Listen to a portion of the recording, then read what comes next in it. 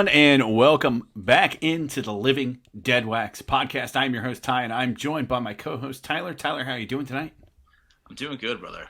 Doing pretty good.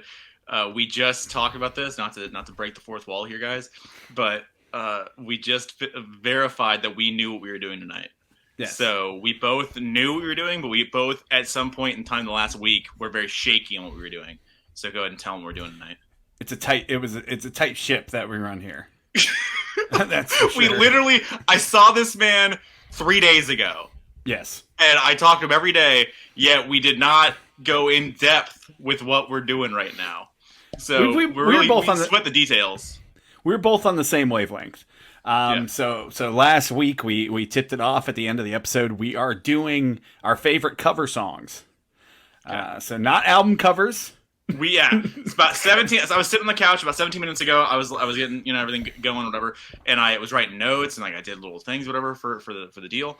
And about 17 minutes ago, I was like, wait, songs, like cover songs, right? Mm-hmm. And I was like, because if it's covers, like cover album art covers, like we are not doing good. So we gotta call an audible real quick and figure this one out.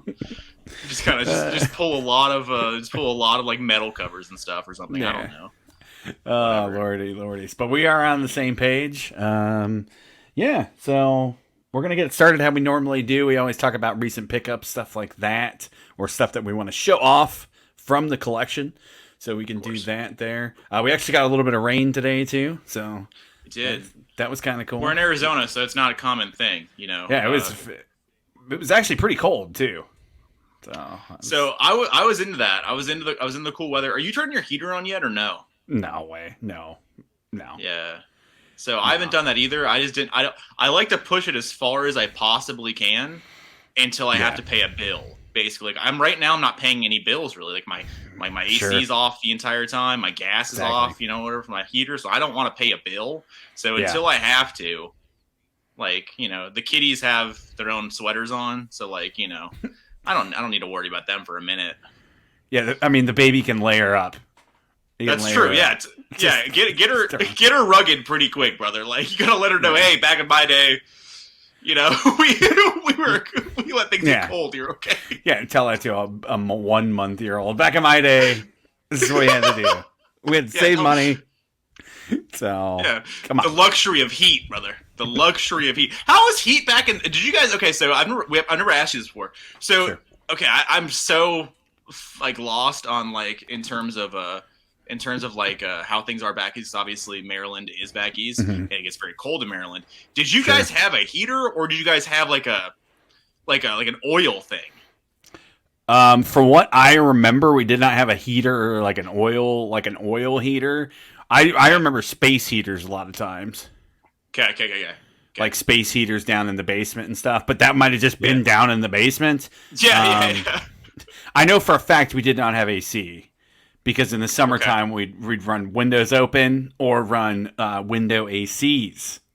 Of course, and fans and stuff. Get the fans going and get the twists or whatever the oscillating fans. Oh yeah, the box fans.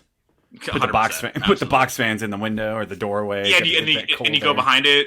You go behind it and you talk into it, and it's messes your voice. And you're like, it's the first vocal effect you ever heard in your entire life. Yeah, do the Darth Vader. Exactly, 100%. I can vividly remember my parents getting a box fan and from Home Depot one night in the summer or whatever. I was I don't know, 7 or 8 years old. No, I was younger than that. Okay, I'm giving you some credit. I was younger than that. And I remember getting that fan, and then my sister going. This is literally the first time going behind it, and she already had the tip, so she went behind it and started and then so she already had that down, and I learned, and I was like, oh my god, and so I had to have been, I guess, 3, 4, 5 years old or whatever, and I was like, oh my god, and then I learned about that trick. So if we have any viewers out here that doesn't know, you can do it now, and it's pretty good. Yeah, it's funny how that just gets passed down. So forever. You also don't realize living out here, just every house has AC, obviously, because it's 110 degrees in summer. You should. You should have AC. We did not have AC, brother. Or you got swamp. Or you got swamp cooler. We had a swamp back in my day. We had a swamp cooler that didn't work. That you had to spray down with the hose.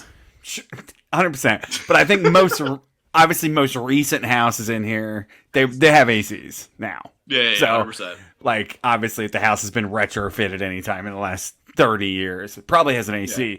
But you don't really realize how uncommon that is until like you Oh start yeah. talking to people or following people from other states, like California.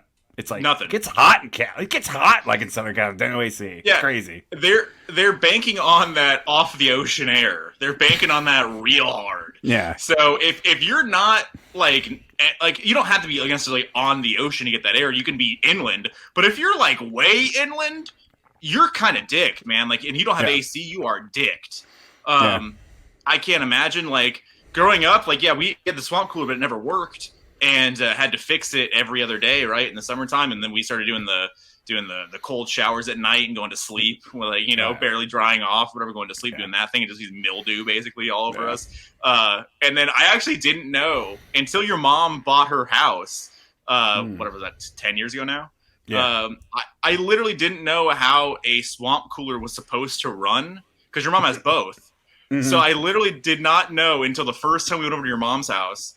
And she was like, she was like bragging. She was like, "Oh yeah," and because I was like, I literally think I said something, and she was like, she's like, "Oh yeah, it's just a swamp right now," and I was like, Connie girl, this is a swamp cooler? Because in my experience, swamp coolers are just like kind of like a cool breath, like it's really nothing good, and she's like, "This is just a swamp cooler." And so I was like, "Oh my god, this is amazing!" So that was my was my access to a working swamp cooler. If you keep it maintained, she prides herself on running that swamp cooler. It saves money. Oh, she does. Oh, 100%. No, yeah. If you keep it maintained, the thing about the family that I come from, my stock, we don't really do those things. We had other priorities we had to take care of. So it happens. It happens. I understand. We all love it. All right, so let's get into it. Do you want to kick us off? I don't know what you're going to show. I mean, I think you bought. Well, I don't know. You actually know both things. I know one because I just bought this. Oh, so, okay. Like, do you remember what I bought? I'll know when I see it. I don't remember off the top of my head. Okay. Oh, so I do. I remember one of them. Okay, yeah, go ahead. Okay, I got finally picked up after like 6 months of being out here, the Journey Live Escape 81 Houston date. Finally picked it up. It's been out there for a while. And I mean, it's like 36 new-ish. Yeah, I think I paid something 30, like something at Target for it. Yeah. So I wanted to get it forever since I saw it came out, but I also wanted to get the Target exclusive, and like I stopped seeing it, and then I knew I would hopefully be able to get it later, and then I finally did. And then it's on white and red, right? Mm-hmm. I haven't actually played this yet, but it's on white and red, and got it for $20, $22. I think we got it for. I think it was less than that. I think it was like $18. Yeah, and like, it's pretty good. Like, there's got somebody. I don't know. This came out. The thing that shocks me about people is we find things that are brand new, new. They came out either like sometimes literally like a week or two ago. Like sometimes it's like a week or two ago or a few months ago, right? And they're basically brand new things. And you see that people have already ruined them. Indeed. I don't know how it happens. Like, I don't know what you do with your stuff. Like, you don't need to, if you're buying, vinyl, for example, you don't need to have like a professional shelf or anything necessarily. You just need to make sure it doesn't get stepped on. And like, you not to like run it on the ground and shit, like puked on or something. You don't need to actually maintain it necessarily if you're not really using it or like playing it or whatever, right? No. So like, this does have like a little bit of like I don't need to take it out all the way, but like it has like a little bit of a. Sorry, I don't see it, but like it looks like somebody drew on top of it, and there's like some indentations. From the marker or something. Use it this like they were writing a letter on top of it or something. Something or other. Yeah, there's like an X of sorts on here, so there's a wee bit of damage. But for $20 basically for a $30+ record, 2 LP, I'm pretty okay with that. I'm all right. So I was stoked we finally found it, and I was actually there for a while because I looked at the sticker after I got home, and it was there for the last month. Oh wow! So for a month. this kind of bounced around there and no one claimed it. So we got lucky and we found it. Great show. Finally, I mean, we both have seen it. You've seen it much more than I have. Oh, yeah. But that was a VH1 classicer all the time. Yeah, they played that thing constantly. Yeah, that aired live on MTV. So it's all pro shot. Like I used to have the DVD of it. Yes. I think that's a totally different mix. To me, that vinyl sounds better. Okay. So like I know Steve was a part of that. He's a part of all the vinyl reissues and stuff like that. So I think they actually did something to that for vinyl. It sounds awesome. I would have to compare them because I haven't watched it in a long time, like all the way through on a good format. I've watched clips on YouTube, but like actually watched it off a disc in forever. I think it sounds different. It sounds better on vinyl. I'll have to check it out for sure. Do they release a Blu-ray for that at some point, or no? Is it still just DVD? It's out there. I'm almost positive it's just a DVD. Yeah, because if it was a Blu-ray, you'd have it. So that's why I'm asking. Like, probably, yeah. I probably would have saw it or seen it somewhere and picked it up. Yeah, I don't think so. Heard about it or something. Yeah, that'd be a cool. I mean, it's probably just trash videotape when they shot it on, but they could definitely probably buff up that audio track because that was a multi-track audio, so they could definitely do that much. But it's probably it probably was shot on. Yeah, you said so they could probably do something with it and then maybe try to do something with the video. But I just know a lot of that stuff. Especially like MTV shot stuff or whatever back in the day. That's not on video. It's not on actual, film. It's on video cassette, which is very, very different. So you can't really do much with it. But I mean, if they released that on Blu-ray, that'd be a pickup for sure, especially for you. Yeah, it'd be cool if there was any like behind the scenes stuff or anything that was left on the cutting room floor. Anything, it'd be awesome. I mean, we haven't. I haven't seen it. Maybe you have. There had to have been like an MTV special, like to go along with it, like a Journey like backstage thing or like an interview of some kind or like a 30-minute special. There has to be that. Gotcha. I would assume. I don't know shit, but I would assume that would have been a thing. It's very early in MTV, but I mean, Yeah, it was 81, right? Yeah, I've never seen anything like that. My mom actually watched that. Nice. Connie girl. Basically when it aired. So love it. So yeah. Yeah, I don't know. But it's an awesome show. It's a good pickup, for sure. Very good. Had it for a while. I'll show off one that I just kind of bought because I needed to add it back into the collection. Mastodon, Crack the Sky.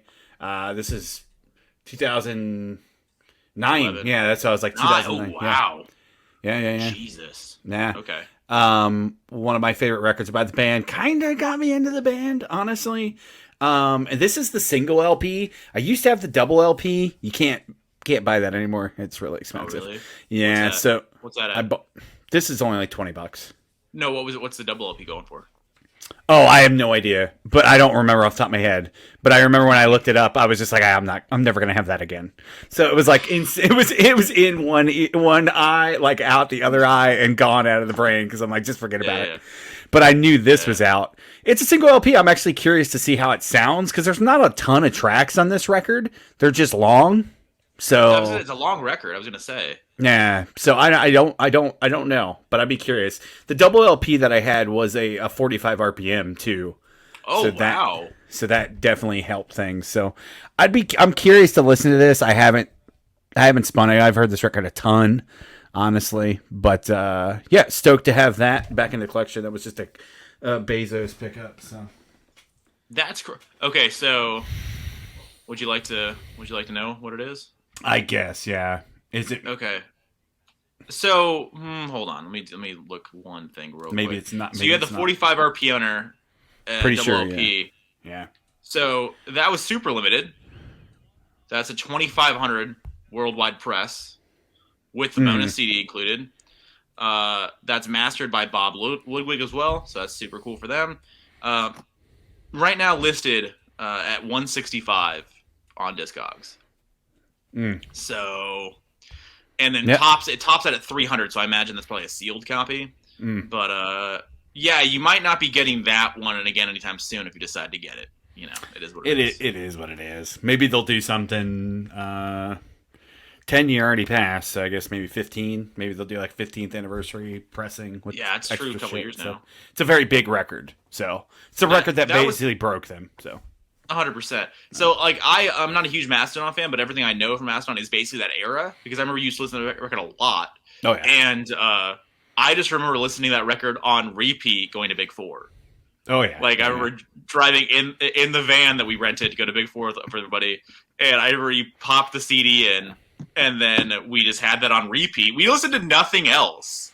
Like we didn't listen to the Big Four bands. I don't remember us listening to like because Dan was driving for a lot of that, and our buddy Dan's a big like weirdo. So Dan's like I love him, Great. but Dan's like into like Primus, and he's into like like the Les Claypool solo stuff, which is always the joke. Like Dan's into like some obscure shit, and he had his iPod, right? So like I'm assuming we could listen to anything, but we just kept listening to the Crack the Sky over and over and over again. No, I think I had it on CD. That's what I'm saying on CD. Yeah, that's what I'm saying. Yeah, yeah. I don't even remember Dan's iPod too. I'm sure. I mean, I also had an iPod. Fair. You did too. I wasn't rocking it at that point though. You were barely rocking it. You were barely there. Dan was still deep in it, and I didn't find this out until we went to a show later. We're in a tangent right now.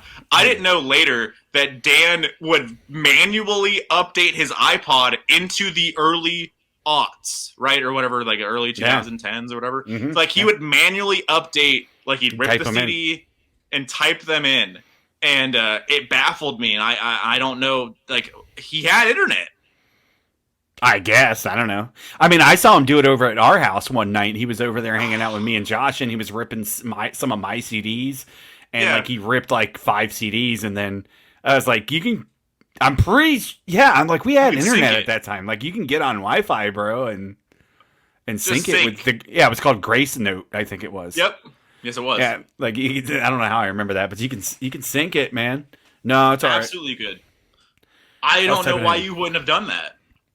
That's kind of insane to me. Dan's the type of person, though, that I wouldn't be shocked, like, if he didn't, like, want to be on the internet. Like, I know he had a Facebook and stuff, but, like, he thought, like, if he got on the Wi-Fi, like, I don't know. Dan wants a very low profile. Dan's not one to, like, want to put himself out there, maybe. I don't think he has a Facebook anymore. I haven't seen him pop up on social media for a while, but I always just thought that was hilarious that he would go through the effort to actually manually update everything. Yeah, I mean, we haven't heard from him in a while. So, Dan, if you're out there and you happen to be watching this, we love you. Okay. Reach out. Appreciate that. Yeah, please reach out, Dan. Yeah. That's crazy, though. What you got, Tyler? What's next? Okay, so second up here. So I have one more. So we picked this up about like a month ago, and I don't know why I was saying this. I can't watch this. I don't know why I was introducing that like this. It's the Neil Young, Rust Never Sleeps VHS from '78. No, I can't watch this. No, not at all. I could bring over the dually. Oh, true. Yeah, I want to do that on the big screen. Yeah. HDMI. When did you get that? That's a recent deal, isn't it? It was like last year. Okay, yeah, because that's a relatively new deal. Yeah, I've seen so Neil Young, Rust Never Sleeps. So this is the tour video that he did with Crazy Horse. Obviously, I'm a big Neil Young fan. I love Neil live specifically because Neil's guitar just gets super nasty and like gross and dirty, and it's awesome. So like this is actually and then playing Hey Hey My was my first introduction to live Neil. And it does the bass intro to that song, just the coolest shit in the world and one of my favorite sounds ever. So without this video, I never would have gotten into like Neil Young very much, and because I just wouldn't have done it. But yeah, I think it was super cool that I found this. We got this for $5, and we've recently been looking at the VHS stuff. Oh yeah. Not buying a lot of it, but like we're looking, and if we find some interesting things, we'll buy them. I've actually had a lot more VHS love or acquisitions here more recently than you have. I had actually right over there. So right there, I have all 4 Lethal Weapons, and then I have a sealed right there. I have a sealed Fantasia. Which is a whole nother thing we don't have to go on a tangent about. But gotta get it graded. Yeah, we're gonna get them graded. That's already an audience. That's the craziest thing in the world. Don't get into that, guys. Please don't do that. It's the most insane shit in the world. Don't get into VHS grading. No. But it's just cool because I've never seen this before, and seeing I think it's 78, I believe it came out, or 84. I think 78's the Live Rust record. Okay, so it's 84. I lied to you. Oh, okay. But still super sick. And that's an 84 pressing. VHS. I guess. Yeah. I don't know how long they rolled these out for. Something I will tell you though, Ty. This is the longest. Like, I'm assuming there's quality involved because Neil's always like a big quality dude. So this is only 111 minutes. So like it's a little less than 2 hours. Yeah. But that thing is full. Oh yeah. You can't see any sort of, that thing is 100% full. Gotcha. So I'm assuming, I don't know, VHS people, one of our million of viewers, you can correct me. I'm assuming that there's something to do with maybe more quality if we're more tape. Don't know.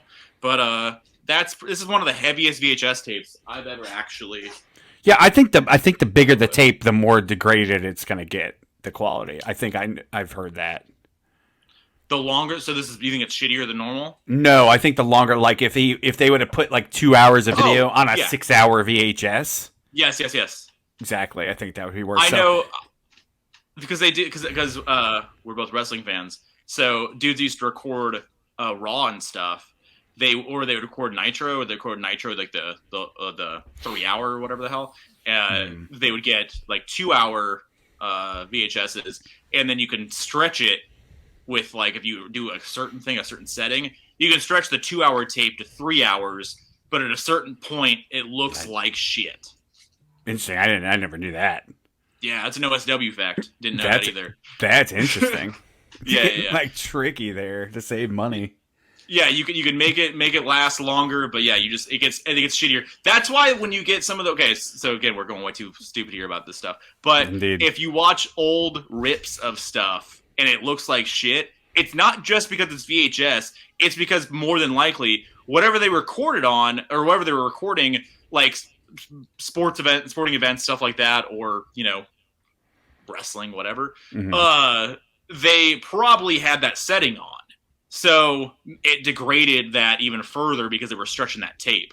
Because obviously the people recording that stuff were probably teenagers or something, or early 20s, and have a lot of disposable income. And at the time, buying a new tape for every event wasn't really, feasible. So you wanted to fit as much as possible onto one tape. So that's probably what happened. Interesting. I never knew that. Didn't know that. Yeah. Cool. Dropping knowledge for VHS fans out there. I'm just gonna run. I'm sure I'm completely wrong, by the way. So our VHS fans will correct me in the comments. I appreciate that, but it is what it is. Everything I just said is not true, so don't worry about it. Yeah, I'm repeating what I heard, so it's probably wrong. Let's kind of run through all these really quickly. Got all these together. So Tyler's seen these. So Thin Lizzy, Renegade, getting into some Lizzy. I don't even know. I can't even remember when this. 81. This is a 81 record.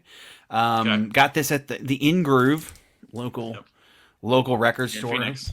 Very nice copy. Pretty good, not great, but it's only $15, which is nice for Lizzy. Yeah. You don't see it often either. Plus, when you buy from In Groove, like me and Ty have talked about it before. When you buy from In Groove, it's actually you don't pay bad prices. I mean, I would never necessarily complain about the pricing there. The real good kicker is everything has been cleaned, and everything has been supersonic and everything else. Like it'll be the cleanest used record you'll ever buy. 100%. Yes. So, like, if someone was to buy all of the records at In Groove, they would have the best collection in the world in terms of the cleanliness of the actual record itself, because he cleans every record he sells, which is super sick. Yeah, I mean, they put everything in the outer sleeves, not the MoFis, but I can't remember what they're called or whatever. And then they put everything in the Japanese disc savers, or something like that. Yeah, but you know what I mean. So they're all out of the sleeves. So they take care of their stuff. This is Thin Lizzy, Johnny the Fox. I already own this. So I have 2 copies now, so that's cool. Did you not? So you forgot you had it, obviously, or you 100%. copy than what you had? Okay. It's a little bit better, so I'll keep them both. Obviously, I'm not gonna go sell it. Yeah. I'm lazy. Not even ultrasonic cleaned one. There you go. Very true. Yeah. So this is 76, so getting even earlier on the Lizzie there. Okay. That was same price, $15. Kind of sucks because I could have bought something else with that money, but That's fair. We used to see that record all the time. We both don't see a lot of Lizzie anymore. So like we see that all the time. I look every time I go to the record store because that's what I'm kind of a subset trying I want to kind of get and try to get into more. And I bought 2 copies of that, so I guess I see that copy more than that record more than the other records. But yeah, you don't see Lizzie in general. But yeah, no. 76, which is funny because that's even before. I think that's before Jailbreak. So like that's even before they even became really big. Jailbreak 78, 70. Jailbreak 77? 77, 78, 79. Like it's late 70s. So I think that record's before. So if you saw it all the time, that's kind of interesting. Yeah. Little Triumph. It's Canadian stuff. This is Thunder 7. This is the record that came out like, I think, it was like late 80s, I want to say. Or no, 80 exactly. So early 80s. But I was getting it wrong because I think this record came out after... Shit, I can't remember. But this record got panned, I'm pretty sure. Okay. It's more like commercial stuff. But it was only $6, so... I love my Canadians, so... Yeah, you're trying to get the Triumphs going, too. You recently got into a Triumph and trying to get those going. All that stuff's cheap, so, you know, might as well do it. And then the last pickup here, that's probably the coolest one. Not my last pickup, probably my last, used pickup. Exodus, Pleasures of the Flesh, $16. Little rough, honestly, but on the outer sleeve, but the record itself is nice. Yeah. And Tyler looked at that, and, Zia was pricing this just based on, honestly, the outer sleeve. Yeah, but so we've talked about it a billion times. Like buying 80s, I mean, we're preaching to the choir, guys. I know everybody watching this is the same thing. When you're buying 80s metal, especially thrash at that, it's going to be the hardest thing in the world to get really nice thrash or metal from the 80s in general, because that was kids music. That was teens and young male adults, whatever. And they weren't really taking care of their shit because they're just young kids or whatever, right? So, it's super, super hard to find that stuff in any sort of great condition. So, that's basically what I expect from an outer sleeve for sure. But record is still pretty good. It's a little dirty, but it's really good in comparison to what the outer sleeve's like. Yeah, very glossy. Still haven't spun it yet, but very glossy. This record, it's not my favorite. I've listened to this record before. I love early Exodus. This is 87, so getting a little later. But also promo copy. I totally forgot about that. So yeah, gold stamp. Hell yeah. Yeah, when you find it, if you find affordable 80s thrash, you got to buy it. You just have to.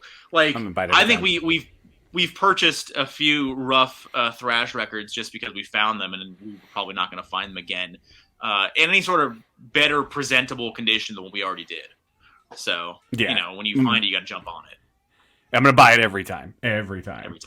$16.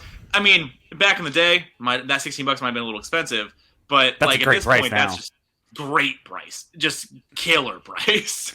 We used to find Slayers for $19, $18, and they were older pressings, and Metallica's for $23, $24 for older pressings and stuff, and now it's obviously off the chain. Well, you see absolutely ruined copies of Ride the Lightning or of 90 early Slayer of Rain and Blood, just $50, $60, $70. Absolutely ruined, unplayable, unwallable. There's nothing to do with this other than to just 100%. Keep it, I guess. And it's shit that I wouldn't want to throw away because obviously that's a piece of history and great bands or whatever, but I'd probably just fucking throw it in the garbage. You're just basically buying a relic at that point. Like that's all it is. It's just like a relic from the time. You're not Yes. actually buying it for anything more than that. And some people, that's what people buy records for anyway. Whatever. So I guess maybe it doesn't matter to certain folks. But like, Sure. It's super hard to find that stuff in any sort of presentable condition. So when you do, like these days, oh, it's money every time. It's money.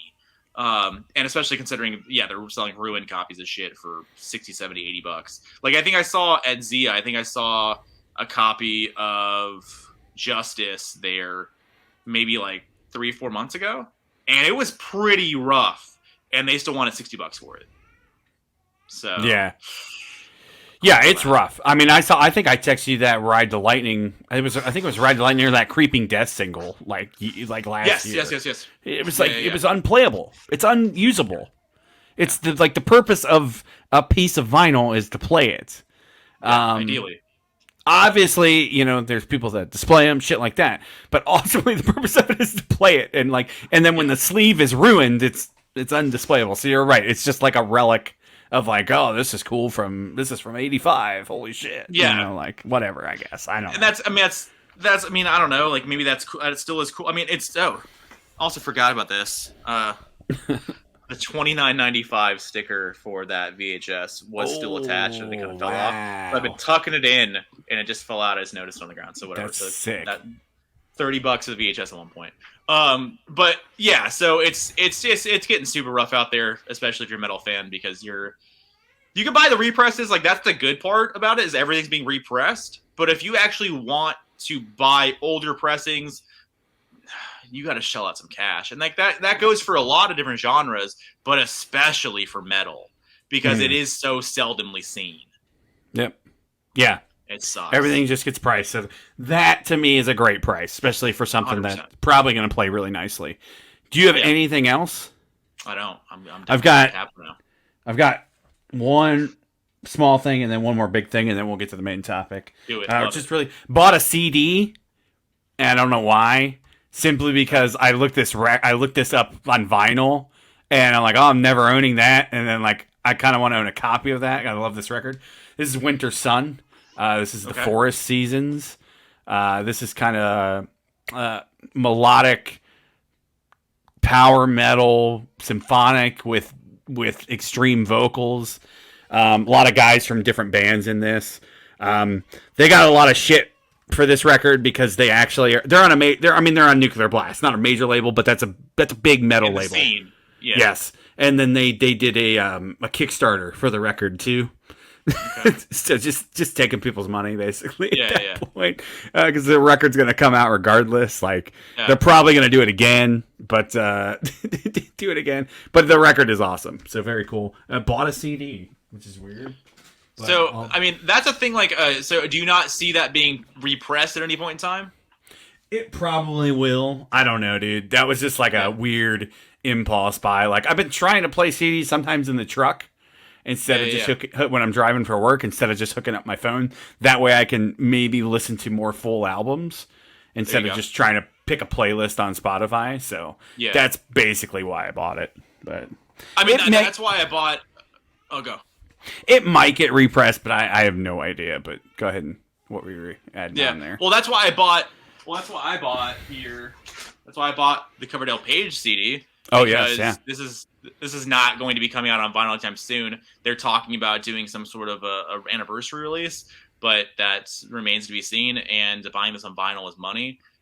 So it's also not on any streaming services. So the rights are also up in the air. That's crazy. But last I heard, Coverdale says they just got it back. Him and Page did. So don't know what that means, but he negotiated a deal to get the record back. So this possibly come out, but up until very recently, this was not going to be available in any sort of streaming or physical physical medium besides old CDs, which is why I bought this. So gotcha. Sometimes if you actually want to own it, sometimes you got to buy the CD, man. You just have to. It is what it is. Yeah, I mean I can stream it, but again, kind of wanted to own it, so pick that up.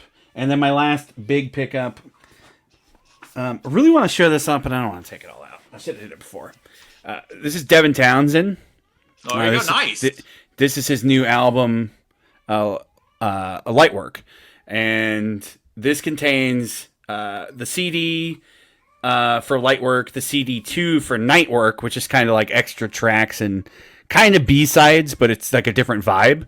And then also it's got LP1 night work, LP2 night work, and then it's got a Blu-ray disc with the Lightwork 5.1 surround sound Dolby. mix. Nice. Yeah.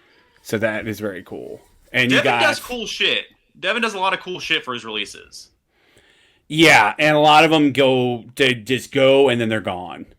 Yeah. Like a lot of the older stuff I had, again, more same case. I'm not going to be able to rebuy that unless they repress the stuff. So I didn't want to miss out on this. I wasn't going to buy it. It was $90, and I had it pre-ordered and paid for, and I was like, maybe I should cancel it. But then I listened to the record. And I'm like, I gotta keep it. Very, very cool record. I've listened to it a ton streaming. I haven't spun any of this yet, but very cool. They're on orange, like a translucent orange vinyl too, which is cool. Hell yeah.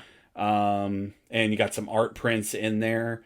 If you're into Devin, I would just pick it up. If you're into prog metal, prog rock, any of that type of stuff, he's very accessible. So like I would highly suggest taking a listen. And this record is like very, very accessible, very catchy, but still very proggy.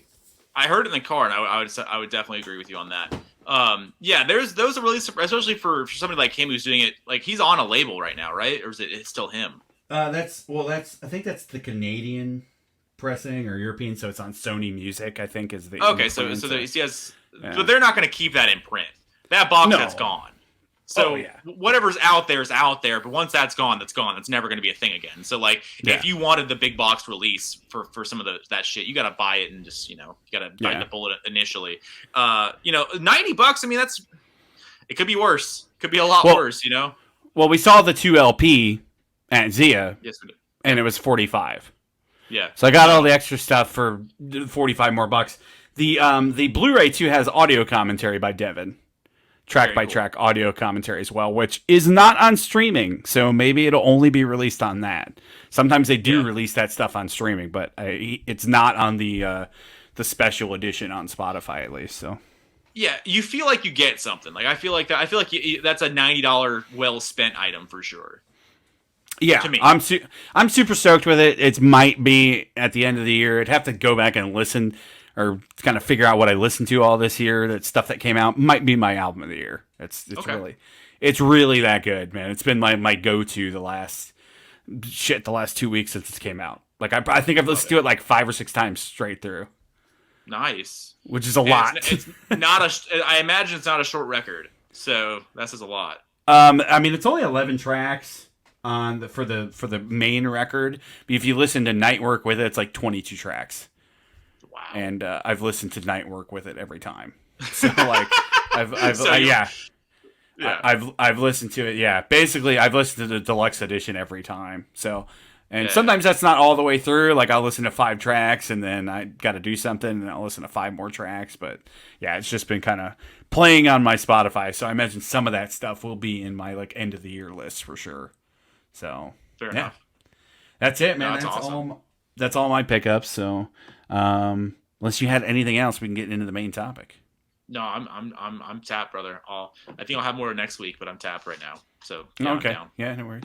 All right, so that was quicker than usual, so that's nice. Slightly. We'll get into the main topic. If you guys get any of those pickups, or have you been picking up anything, leave some comments down below. We're gonna do cover songs. This is gonna be interesting. Kind of curious to see what Tyler pulls out.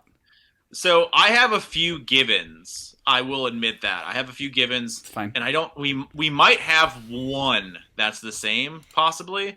But I did a lot of. So I did ones that I like really genuinely like are personal favorites of mine. Okay. And then I also like in researching this found some cool covers that I had never actually heard before. So I'm actually like a couple in your neck of the woods as well. So I was like, I have never actually heard this in my life. So, some honorable mentions later in the show here. I'll bust those out. But Yeah, I had fun with this because I just looked at a bunch of playlists and stuff, and like found the ones that came to mind immediately, Mm-hmm. and then just saw a lot of like interesting, like they did that, like one of those kind of things. So I was actually pretty stoked on the topic. Gotcha. Yeah, I don't want to bury the lead here, but yeah, kind of similar. I have a lot of old favorites, and I'm not Yeah, going to rank these, and we'll just kind of go. We'll just kind of go yeah, until we run out of stuff or get yeah. tired of talking about it. Because a lot of this stuff I don't even own, so we'll just kind of riff Okay, on the songs. I did pull out stuff that I do own, though. okay, So, but yeah, I kind of did the same thing. I got some old classics. I got some like funny ones that we, okay. obviously grew up with, and then Yeah. I've got some ones that are probably out there a little bit, and maybe ones that you didn't know existed. So yeah, if you want to kick us off, go ahead with your first Good. cover song pick. So absolutely. So yeah, these are not ranked. I will say this. So I just decided in my head right now. My last one that I'll do, I'll show my last, like my fifth one or whatever for this. It will be my favorite, my absolute favorite, because it's one of my favorite songs of all time. Oh wow. So Okay. that might tip you, possibly, maybe. But everything else is just, playing it, calling it in the ring. So, Mm. right. So what I have here is what came to mind immediately Ooh. is when I was a child, I didn't know this was a cover until my mom walked in and was like, and I was listening to it and I was like, I love this song, whatever. And then she said, well, that's by, They did that old. so Oh, okay. yeah. Well, So it's going to be what? what's on that? Is it So, knocking on heaven's oh, door on that one? so, no, this is going to be Live and Let Die. Okay. So Live and Let Die, the Bond song, Paul McCartney did it with Wings. Did not know it was not an original when I was Gotcha. a kid. Had no idea. This is the like 2010 repress or whatever that we found. I think that's probably money now at some point. But No, I there's a guy with guarantee a it. box set. They're gonna do that box set. So Yeah. So I found this whatever for like $20 way back when, so I was super stoked on that. But Live and Let Die, one of my favorite tracks, the guitar solo in that song is super sick. I love Slash, one of my favorite guitarists of all time. I love Guns, obviously, as I've said in every episode so far, and I probably will still be pulling out things that I can reference back to Guns. But one of my favorite tracks of all time, or favorite covers of all time. I love Axl's vocals in the song. I love what they did with it. It's pretty comparable to the original. Like they didn't like reinvent the wheel, but they definitely made it a Guns N' Roses song. So I love hearing it to this day. When it comes on, I'll always let it play. I love it to death. Didn't know it was a Bond song until I got a little older, and I'm a big Bond fan, so like it's cool for the movie and everything. It's not the best movie, but it's not a bad movie necessarily. But yeah, love Live and Let Die. I love Guns covers. Like I could have done Knock on Heaven's Door. I could have done a few different Guns cover songs. Sympathy for the Devil as well. Like could do a few of them, but I think Live and Let Die is my favorite. gotcha. I did not know that. So wow. It's like I think I looking back, like thinking about this right now, I can remember being on AIM at like 12 years old in middle school or something or other, and Alice Cooper was playing it on the Alice Cooper at Nights or whatever, or Cooper Nights or whatever the radio show Knights does. of Alice Cooper. Yeah. There we go. So I remember him playing it. I just remember thinking in my head, like, this is the heaviest shit I've ever heard. Like, I just hear, like, banana. I just remember going, this is fucking so gnarly. Yeah, love that song. Love it. I like it. Yeah, I like that song. I like their version way more than the original. Yeah, well, there's a lot more going on with it. Yeah. Yeah, it's a lot. Just it's nastier, it's dirtier for sure, obviously. But I mean, it sounds like I said, they didn't reinvent it, but they definitely made it a Guns N' Roses song, so it's super sick. I love it. No, for sure. I know that song pisses off a lot of the like the old Beatles and Paul McCartney fans too. Oh, I'm sure. Yeah, I'm positive of that. I think there's a version of them doing it with Paul McCartney. I know there's a version they're doing with Elton John, I think, at some point. But I think they did it with Paul McCartney also. Gotcha. I prefer the Guns version much better than the Wings Paul McCartney one. Very cool. Good pick. Surprising. I wasn't expecting that. All right, I'm gonna do all my physical ones first, then we'll get in some honorables and that type of shit, and we'll just keep going. Okay. Judas Priest, Killing Machine, or Hellbent for Leather, depending on where you were. This has the Green Manalishi with the two-pronged crown. That's an old Fleetwood Mac song, and it's like Peter Green Fleetwood Mac. It's an awful, okay. it's an awful fucking song. Like, like. All right, I'm gonna go off. If you're an old head watching this, you might tick you off. But I do not like any of that Fleetwood Mac. I've tried it. No. I'm just not a fan. No, Ty and I will always, like, obviously with the resurgence of Fleetwood Mac in general, it's always funny to us whenever we see typically a younger teen girl. Let's be honest, a younger teen girl, and she'll have a bunch of stuff in her hand, and she's buying it, and like, buy all the vinyl you want, girl. We're gonna support that 100% all the time. Do your thing. But like, she grabs Fleetwood Mac, and she expects every Fleetwood Mac record to be the Fleetwood Mac that she knows. Yep. But she grabs the Peter Green's Fleetwood Mac record occasionally, and I think we've seen it in some of the YouTube videos and stuff that have popped up over the years, and it's obviously not what you're looking for. Oh yeah, it's not. Doesn't have Stevie. Doesn't have Christine on there. It doesn't. Yeah, it's not good. Not good. Also, no Lindsay. Yeah, exactly. None of the girl names.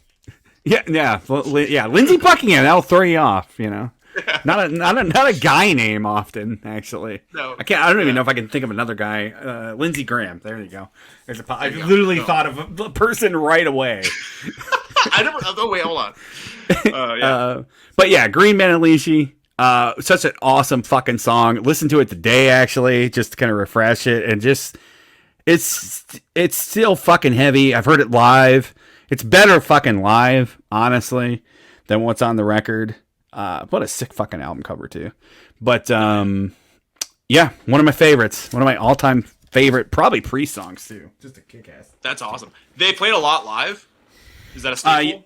I think they do. Yeah, when I saw them on the last tour, they did like the big kind of big storybook tour where they played everything from like one thing from each era and record, and that was one of the songs they played off that record. And I think I've seen a lot of live videos of that song, so I think they're still playing it. That's awesome. That's sick. I don't know that song, but I'll check it out now because I want to hear what you're talking about. But you probably heard take on that era. Have I heard it? I don't think you've heard the Fleetwood Mac version, but you've probably heard the Judas Priest version. I honestly think the Judas Priest version is probably more popular. Fair enough. That happens occasionally. Fair enough. Yeah. I'll check it out. Okay, so for my next, I'm just pulling now. So my next one. This is just a given. Like it is what it is. Like I don't care. I'm not also not reinventing the wheel. But Man Who Sold the World. There's a few cover songs in this. Yeah, there's a few on here that are super cool. But Man Who Sold the World is the first. It's not the first Bowie song I ever heard, surely, but I definitely did not know it was a Bowie song until I read the greatest hits liner notes. Then it said Bowie or whatever. So I definitely didn't know that. But it's my first Bowie cognizant song, I think, that was not done by Bowie. So obviously they play this all the time on the radio, and they have for 25 years. So I love the unplugged version as well. I love the unplugged performance. Like, I think a lot of people obviously are massive unplugged fans. This is the Back on Black. So I got this as a gift, and the person that got this for me was not to like pressings and things like that. So while not a bad pressing, I wouldn't say that. I wanted the 2 LP reissue that they did a few years ago. And so I then went and saw it at Zia, and the person was with me. And she said, and I was grabbing it to go buy it, and she said, why are you I just bought that for you. And I was like,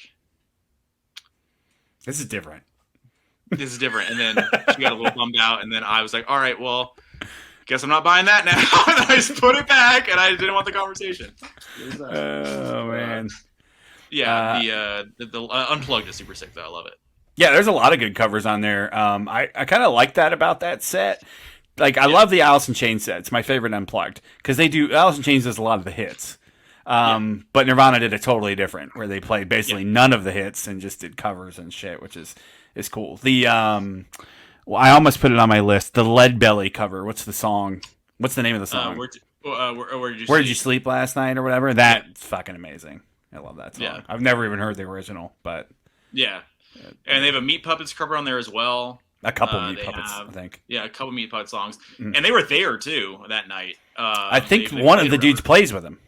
Yeah. Yeah. Arizona band. Shout out. Yeah. Arizona. Yeah. They did a really cool deal there with that set. And then when they did the reissue and they put and they also released a lot of the rehearsal footage and stuff like that on YouTube around it, because I think they have the DVD out there too. It's just super cool to see that, because it's obviously it's Kurt and the guys just being very their walls are down and they're kind of just like working shit out and whatever, and then you see Kurt going back and forth with the crowd and just joking around and shit. I see those clips constantly on like Instagram and stuff. People will cut them up and you'll see like 30-second Kurt clips of him just going back and forth and fucking with the crowd and stuff and just making jokes or whatever. But I love that performance a lot, and that song specifically is still awesome to hear. Good choice. One I would cover version of that song I would suggest you check out, and I think you've heard it because I think I played it for you, but you probably don't remember, is by I don't know how to pronounce the dude's name, but he actually coincidentally did play with Thin Lizzy for a while. Born in Scotland.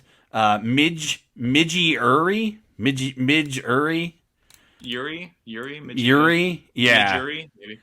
Yeah, I don't know how to pronounce it. Midgeure. That's his name. But he did a lot of like synth wave, synth pop in like the late 80s. He's got a cover of that song. It's fucking awesome. And Hideo Kojima used that version of it in Metal Gear Solid 5. Some of the promo shit. And like, I love that cover. I love those two covers more than I love the original song. That's awesome. I'm not a big Bowie mark. Obviously, you're way bigger than me. Do you like the Nirvana version more? I've heard it. I've actually heard it much more just in my life by osmosis. I've heard it much more.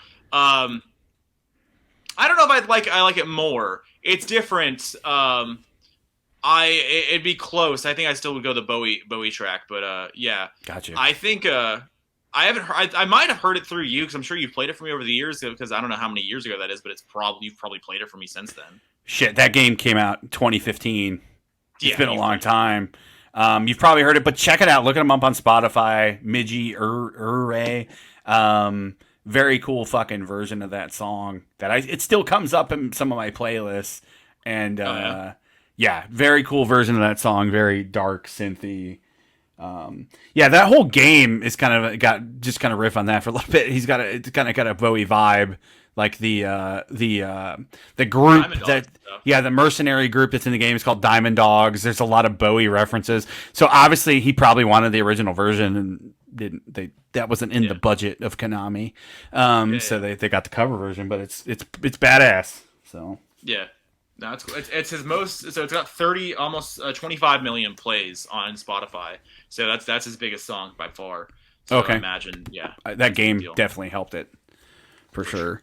All right, moving on. I'm gonna go with Unto Others, newish band. Within the last 10 years, I think their first record came out 3 or 4 years ago. This is their second record. This is their first record on Roadrunner. And I was very stoked when this came out. Really, really enjoy it. Really cool live show. Very gothy, kind of typo negative-y, but without the humor and like without Peter's vocals. Kind of has some like Sabbath-y vibes. Just very cool band. And they have a cover of Hell is for Children. Okay. Yeah, Hell is for Children. The Pat Benatar song, which I never knew was a Pat Benatar song. Yeah, I don't know that, but I can hear that in my head now. Yes. Okay, they had a cover of this, and I heard that song on this record. I'm like, fuck, that's a kick-ass song. And then I looked into it. Well, I didn't even look into it, so I felt like a dumb fucking kid, like back in the day when, like your mom did to you, like And then I heard another cover version by Hailstorm. They did it. And because Josh had it on his iPod in the shop, and it came up in one of his playlists. It came up in one of his playlists. And I'm like, that's the same fucking song. So I'm like, that has to be a fucking cover. That has to be somebody else's song. Then I looked it up and found it was a Pat Benatar song.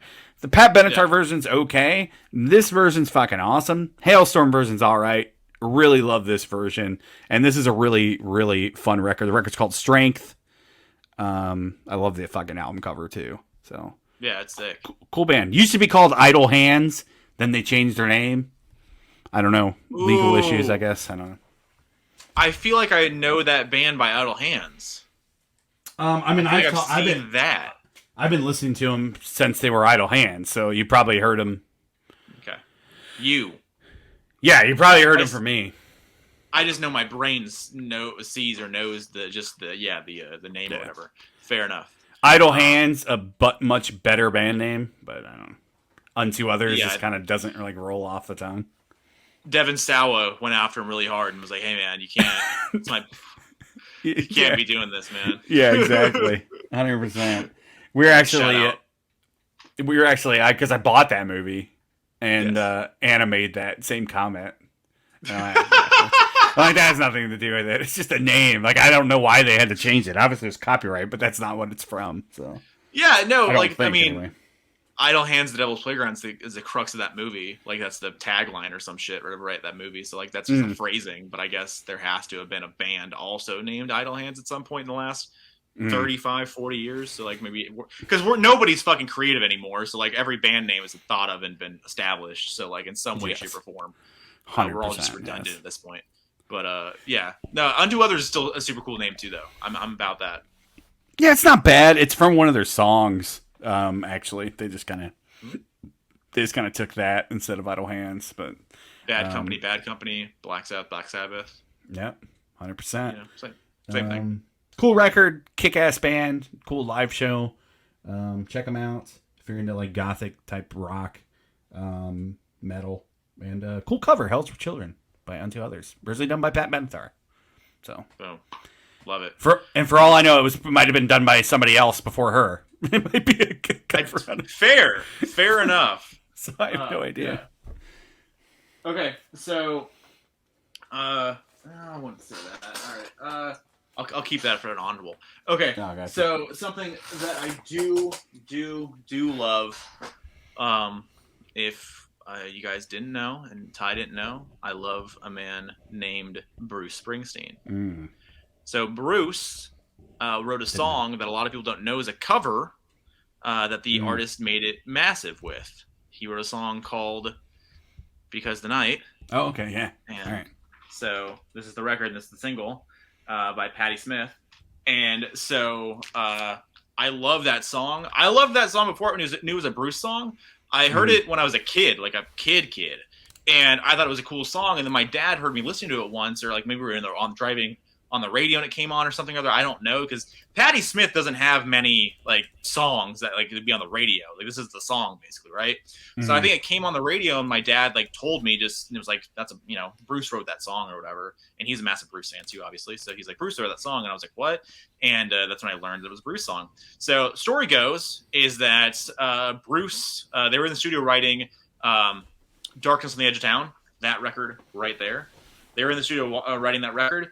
And Bruce was working on the music and the lyrics, and they were working it out, and they were running through it, and they had the music down, but he was still working the lyrics, and he had like a few verses in here and there, or a few phrasings or what have you, and he was just kind of going through, and he just couldn't finish it. He just couldn't make it what he wanted it to be. So he shelved it for a minute while they were working on the record, and they worked on that record for a long time. For various reasons, legal reasons and stuff. So like, so they just shelved it, and then Jimmy Iovine, the producer of the record, Jimmy Iovine was obviously there when they recorded that, and then he was also at the same time simultaneously recording Patti Smith. So Jimmy Iovine said, "Hey Bruce, like I want Patti to have a hit. Like I'd love for her to have a hit." And Bruce is like, "Okay." He's like, "Well, I've been thinking about that song that you were doing. Would you consider having Patti have that song?" And he was like, if she can do it, she can have it. Because he knew that he wasn't going to get to it. He couldn't finish it. And he also just wrote it off as like another love song. So like he didn't want to have another love song on the record, right? So he was like, yeah, if she can do it, she can have it. So they gave Patti the tape. And at the time, Patty was in a long distance relationship with her husband, her future husband, and so they were to communicate with the phone, collect calls once a week. And so she was sitting there waiting for his phone call. And so she was sitting by the phone late at night, and she just had those tapes next to her. And one of the tapes was Because of the Night. And so it was just the song or the music and some of the Bruce lyrics, whatever, in there. And so she's listening to it, she's writing to it. And so like Love is a Ring by Telephone, like the whole thing, like it's all about waiting for her husband to call her. And it's just a love song revolving around her long distance relationship with her husband, and obviously with Bruce in there too. So super, super sick. I love the song. I love both versions of it. Bruce later put out his own version on the Tracks box set. And then, no, lie, it's a lie. He put out a live version on the live box from '85. And then he ended up putting out his version with, I believe, finished re-recorded vocals, because they include Patty's verses in there and stuff, on the Promise box set that came out in 2008 maybe. And so you finally put a version out of that. He plays it live quite a bit, and he's played it with Patty obviously many, many times. And he has a version out there with Patty, U2, and the E Street Band for Rock and Roll Hall of Fame from the I think the 25th anniversary concerts that are super sick, and I really hope they do a Blu-ray and whatever and buy it. I love that all those nights they did. And there's also a version with Michael Stipe, with Bruce and Michael Stipe, and Michael's vocals are really, really cool with that song too. But love the song, love both versions, and love the story behind it, and whatever, super sick. Interesting. I was going to ask you, did he ever release that version of it? So that's cool. As far as I know, his original vocal take and because he literally said like he had like a verse, like whatever, and then he just mumbled. He just knew that he had like fucking just sounds that he wanted to get where they want, somewhere, and he just couldn't hook it anywhere. So that's what she listened to, and that's what she went with it, with the vocals and stuff, or with her writing or whatever. But yeah, I don't think he's ever put that out as far as I know. Okay. But he did do in the Promise. I think that's all re-recorded, because that's Patty's lyrics as well. Gotcha. Because I can't. Yeah. It's funny because I can't even picture. I've heard that version so many times. I can't even picture that as a Bruce song. I can't even really picture him singing it. I can't picture. Now I'm gonna audible here. I'm gonna add on to your pick because the Midnight retro synthwave band. This is a horror show. This is one of their latest EP, I think. They put that on it. The cool fucking press. Nice. Looks like an eyeball. That's awesome. But they covered that on this very cool version. Oh, that's awesome. And it has a girl on it with singing with them. Nikki Flores, I think, is her name. She's a really good singer. Cool. If you like retro synthwave, you probably already heard this. They're like one of the biggest bands in the scene. I really fucking dig all their shit. So, cool version. I would suggest check it out. I love this fucking album cover too. That's very awesome. Cool. Yeah. So, that's an audible. I'm going to add it on as an honorable, kind of just piggyback off your pick. So, yeah. I love it. Also, to go back to last week, just real quick, I looked up, so we were talking about the Dazed Confused soundtrack. So I looked up the even more Dazed and Confused whatever. So I didn't realize at the time. So it's affordable. So I looked this up, so you can buy it. It's on Discogs for like $25, $26, whatever, a single LP or whatever. But the pressing is white on red, or red on white. So it's supposed to be a bloodshot eyeball. Oh, kind of like that. Okay, gotcha. Yeah. Very cool. So I saw that and I was like, that's pretty sick. Very cool. So that's good. You actually reminded me of that because I totally forgot they covered that. So boom, there you go. No big deal. All right, I'm gonna go twofer. Kind of do a double pick here. Kind of just get them out of the way. I'm gonna go Death. This is Sound of Perseverance. This is their last album.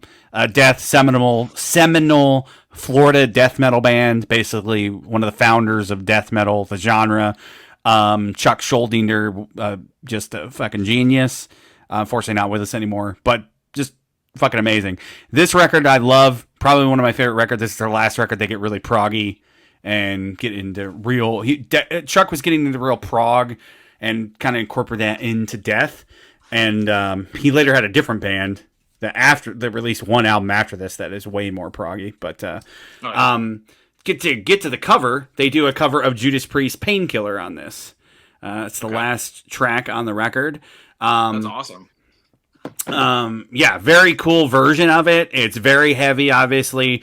Chuck's vocals are higher than Halford's on it, which I don't know if they're fucking with it in the studio. This came out in 2001, so they covered it only 10 years later. The original came out in 90, 91 or whatever.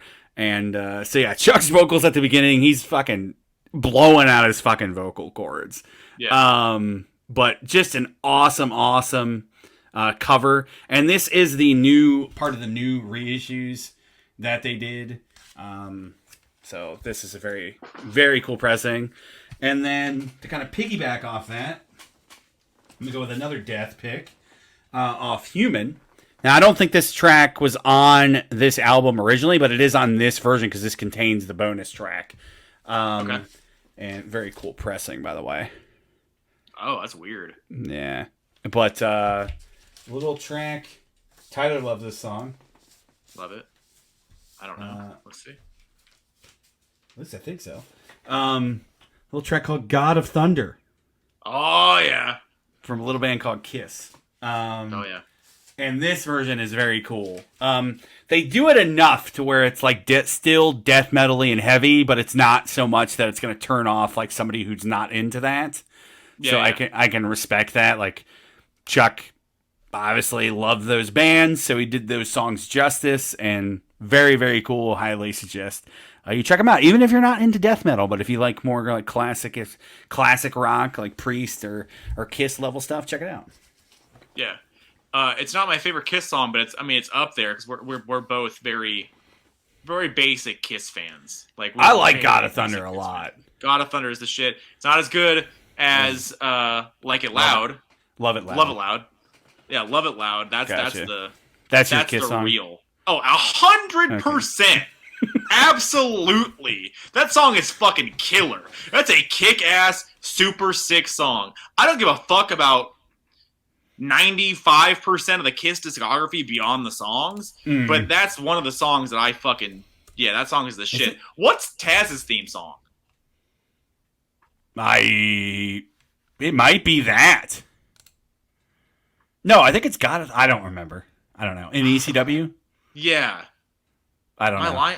Hold on. Because like we're very, very basic Kiss fans here, but that's a later Kiss song too, because isn't that I think that's on Creatures of the War Night. Machine. War Machine. That's a cool song too. War Machine's also a kick-ass song, yeah. But that's basically that's kind of like my wheelhouse with the Kiss, beyond like whatever. But yeah, that song's the shit. God of Thunder is the shit too. I guess Love It Loud's not later. I guess it's 82, but it's like right before they took off the makeup. So I guess I consider it later, even though it's 82. But they're like 10 years deep. So 100%. Yeah. That's awesome. I obviously haven't heard either one of those, but I'll check them out. That's awesome. Yeah, add them to the list. All right, so this is. So I think what is that 5, 4? Okay, so that's 4, or this is me a fourth one right now. Yeah, just keep going. So, I got 2 more, but it's kind of a double, just like that Death. So, and then I got a bunch of honorables. So, fair enough. Okay, so this is ranked somewhere. Like I guess I would put it as number 2 as my favorite cover of all time, maybe. It's I guess one of my favorite songs, but the video specifically is maybe my favorite music video that's ever been made. No. Okay. This is the Johnny Cash American box set, and Johnny Cash. Yeah, it's The Man Comes Around. So this is the Hurt record with the Nine Inch Nails The Hurt cover. Got the box set here quite a while ago. This is super money now, but I got this for like $65 on clearance on Amazon like 7 or 8 years ago at this point, like a while ago. But I got super lucky on that. 2, 3, something like that. I want to play check, yeah. Do it, man. Keep riffing. Yeah. So, obviously, Johnny Cash had a very, very, very, very long career prior to this happening. but this is the song that brought him. How much? Holy shit! Let me look at the last sold. I mean, there's some pressings on here that people want, and almost 1,000. I guess they might be sealed. I would assume sealed. I'd hope so, because it's $1,000 time. I might be selling that tonight. So like, it's that much money. Man, where's the last sold? I don't know how to do this on the computer. I always do it on my phone. Yeah, you just do like the settings or whatever, or like the filters or whatever. Yeah, there's 21 for sale right now. The cheapest one on here is an open copy from Canada for $375. But they just go up from there. That's insane. A lot of Canadian and European, which is weird. There's not many American listings. There's one listing here from the States, sealed for $750. Is it a? Are you on Discogs or are you on eBay? I'm on Discogs right now. Is it an American press? It's American Recordings. I mean, that's the label on it. And I'm on the American. I think this is the only pressing of it. It's a box set, so. Yeah, but it's American made though. It's not a Euro or import pressing or Euro box. Let me double check that. I get what you're saying now. Because it could have been, I guess, and Amazon could have ordered a bunch of them or whatever. Oh, okay. Maybe I'm okay. There isn't a U.S. and there is a Europe, but I think I'm on the U.S. Let me double check that. Yeah. But yeah, I was on the okay. U.S. There is a European pressing that is more expensive. Very, very cool. Crazy. I'm sure I got the American. If it's an American version of it, I'm sure I got the American version of it. Sure. Yeah, I got a little confused because it's on American recording, so and phrase it the way that I did. Yeah, no worries. Yeah, so obviously Johnny Cash had the massive career before, and then it kind of fell off in the late '70s through the '80s. They had he had the Highwaymen with all the guys and stuff, and that was obviously a big deal for a lot of people. That wasn't a big deal to everyone necessarily, and so he was kind of down and out. That's the story, right? And then Rick Rubin at American Recordings, obviously the big producer. So Rick Rubin is a big Johnny Cash fan, and he wanted to do a record with Johnny Cash. And I believe that Johnny was like, "Why? Why would you want to do a record with me?" And Rick had to like convince him, and was like, "I think we can make something happen. I think we can do something here for you because I think you deserve better than what you're getting." Because he was cranking out like shitty, weird, like just fucking whatever country stuff before this. So when he brought him to LA and they started writing tracks and started recording stuff, they did a bunch of covers, and they did Rusty Cage was one of the covers they did. I think that's on the first American record if I remember correctly. Second one. Okay. So there's a handful of covers he did, but Hurt in '02 was the biggest. I think that was his biggest song since obviously the Johnny Cash heyday, you know? Hell yeah. That song is giant. Yeah. Like I love, obviously I'm a huge, I mentioned before, a massive Nine Inch Nails fan. But the song, when obviously, and I'm not saying anything that hasn't already been said a million times, but the song definitely changes when Johnny Cash sings it. Like you identify it and you hear it very, very differently when you're hearing it from Trent being a 26, 27-year-old man who wrote it. But from that perspective, and then you're hearing it from the perspective of a 75-year-old man who knows he's got very few days left, and he's just reflecting on his life and realizing, you know, all the mistakes that he's made throughout the time. And the video illustrates that perfectly. Every time I see that video, every single time, I will tear up without any sort of without fail. I will tear up because it's so emotional, especially because June's there, and June died very, very shortly thereafter. And then he died within, I think, a year or so of the song coming out. So when Trent was asked if he wanted to do this, if he was okay with Johnny doing the song, when Rick asked Trent said, you know, that's like an honor kind of a thing, like, sure, like whatever. And he didn't really think about it. But he saw, and then he got the CDR, and he said that when he heard it, it sounded really weird. And he said, but it's like, oh, it's weird. You know, Johnny Cash doing my song. It's super crazy. But it sounds weird. And then once he saw the video, it all clicked for me. He was like, oh, fuck. Like, this is completely a different deal, man. So Johnny Cash Hurt, that cover is just, it's iconic. The video is, again, to me, in my mind, one of the greatest music videos ever made. Yeah, definitely emotional, and it hits super heavy and super hard when you watch it. Yeah, it's one of the best videos of all time. The song is great, but I think the video certainly helped it, and it makes a song. Absolutely. And then obviously Johnny and June passed, and then the Walk the Line came out. That was a crazy time because like he became so big again, and Yeah. like he became so big where our generation started knowing about him and Yeah. appreciating him.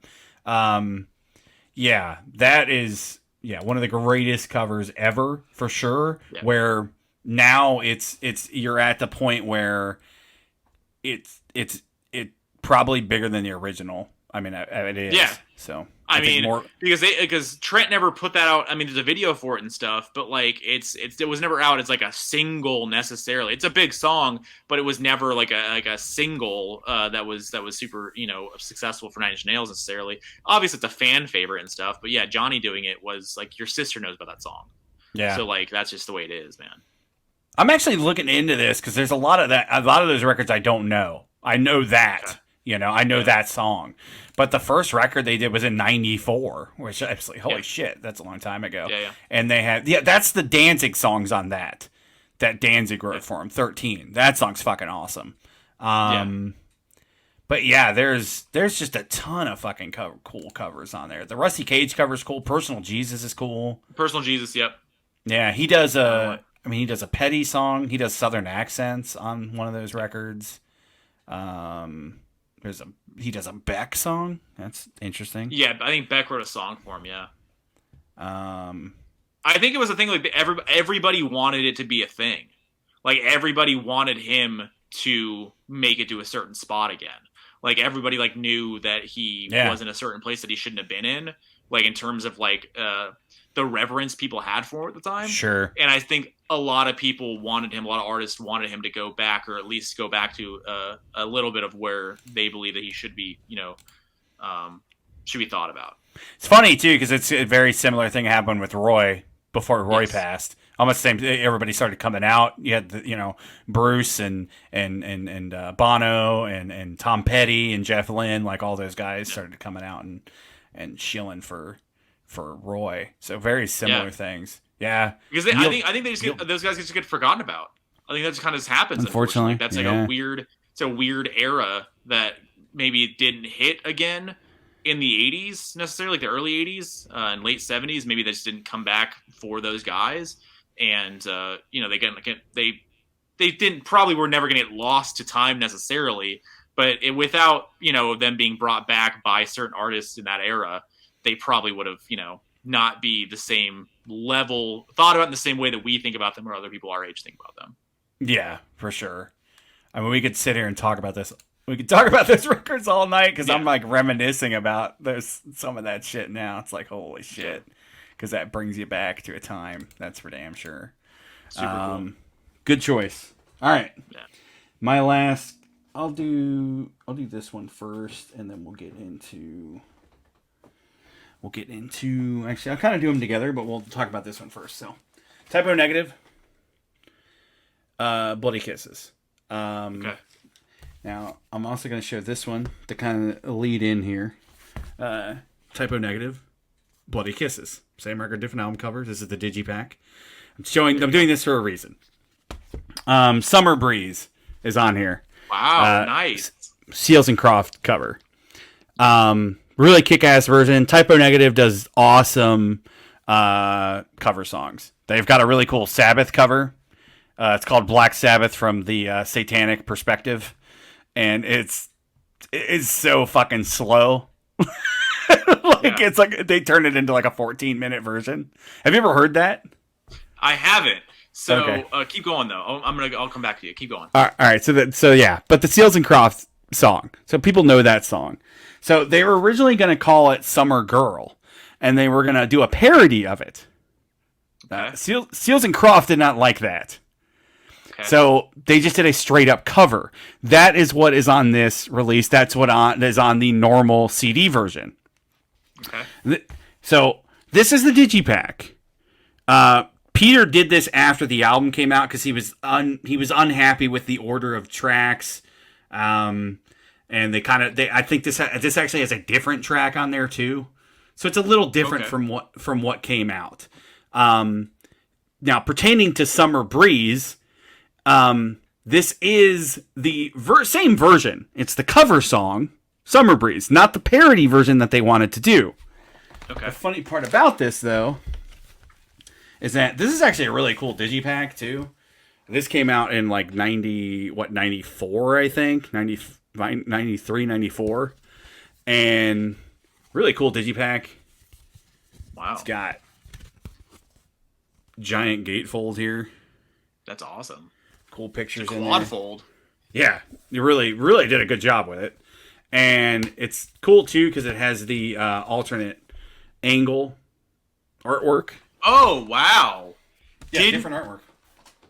I knew the artwork was different. You said that, yeah. But I did not realize it was a different angle of the same photo. Yep, same session or whatever. Yeah. But yeah, different angle. So Peter chose a different picture. That's awesome. Now to get to my point here, the liner notes have the original picture. Okay. This is actually really cool. This is a really cool fucking CD. Actually, I opened this up earlier and it's like this. So everything folds out. Liner notes. The liner notes, Summer Breeze is the title. It's the correct song on the actual CD, but the lyrics are the incorrect lyrics. They're the parody lyrics. Oh, good Lord. That's awesome. So just kind of like they later said it was just the label screwed up. Maybe, I don't know. I could see Typo just being like, fuck it, just put them in there just because they were probably pissed because Seals and Croft was like, no, you can't parody our song. The band that has a picture of their lead singer's asshole as the album cover, they're the ones. Yeah, they're the same band that would fucking put the shit that we just got stuff like shit over and like whatever the hell. Yeah. Put that on there. Yeah. So the song is actually the correct version of it, and that version has actually made its rounds and been leaked much later in life. There's demo versions of the parody that you can find online. But they changed the lyrics up, and it's funny because I was just rereading the lyrics for the first time in a long time, and they get pretty dirty and steamy, and they kind of make it their own Typo version. And but the cover itself is a kick-ass cover. So, but I just love that kind of backstory there with that they got in trouble and then had to change it, and then the Digipack came out and the lyrics are wrong. So. That's absolutely amazing. I love that a lot. I think that so we got a little simpatico here. So like I said, I got in your neck of the woods a little bit. Oh, so you got one. You got a pick. So I do. Well, this was all. I'll just piggyback on yours right now. Okay, gotcha. So I went down like rock covers, metal covers, and just greatest covers, whatever, on Spotify. There's the playlist and stuff, right? So one that I came across though that I've never heard before because I don't go deep on Typo necessarily. Don't bury my lead here. Songs. Oh shit! You got more? That's my. Well, you might. It might be. They got a lot of covers. No, I definitely. You're not picking the one that I picked. Okay, then go ahead. You're not doing it. Okay, go ahead. I found the Day Tripper cover. Oh, okay. Yeah, I wasn't gonna pick that, but that's cool.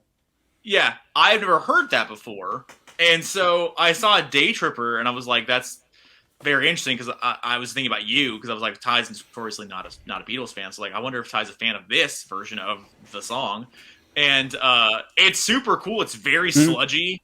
It's very slow. Like it's a completely different song than what.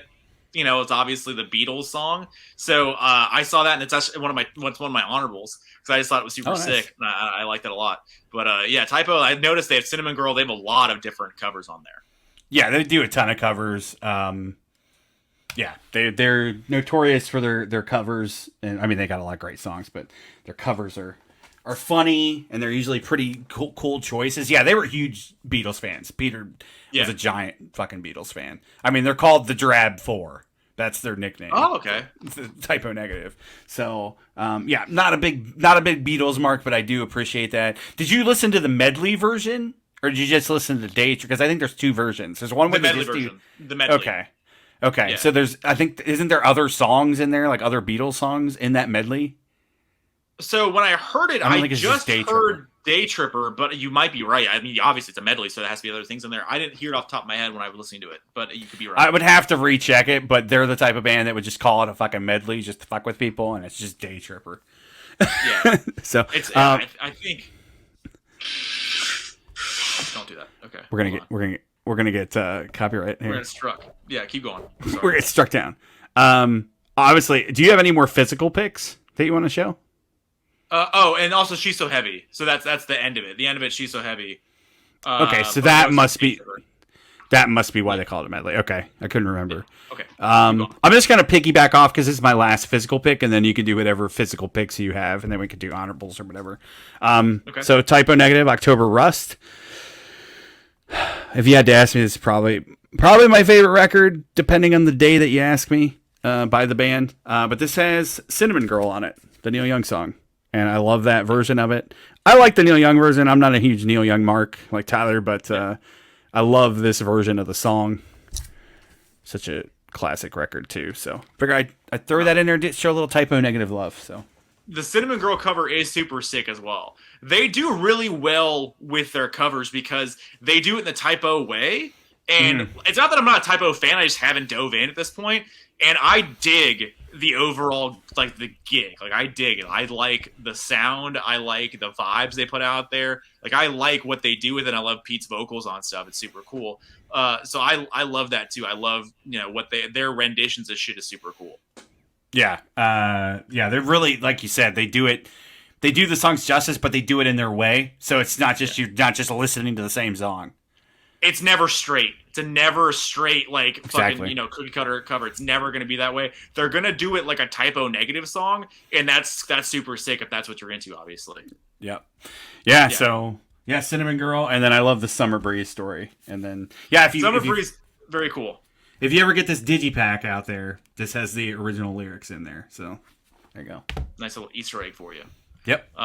That's awesome. All right, so my last physical that I believe I have, that is my last physical. This is, so when I said what I said, this is my only ranked pick, and it's just because it's one of my favorite songs of all time. Probably top 5. I don't know. Nothing Compares to You by Sinead O'Connor. I love Sinead O'Connor. I love this record. This record's really cool too. I love this record. And that version of the Prince, the Family song, that is awesome. I love this song to death. It's obviously very, very different than what the Family did with it on their record. But they've recently released Prince's version of it too, and it's still a bit different than what Prince did solo. But I love this version. It's very emotional. It's very heavy. And the video along with the vocal is just insane. To my mind, I think this might be one of the best vocals ever recorded. To me. I can listen to this and it makes you feel like every second of her, like you can just feel every little emotion. It's insane. Especially live. There's a live version that I want to say, the benefit show that she participated in shortly after this came out.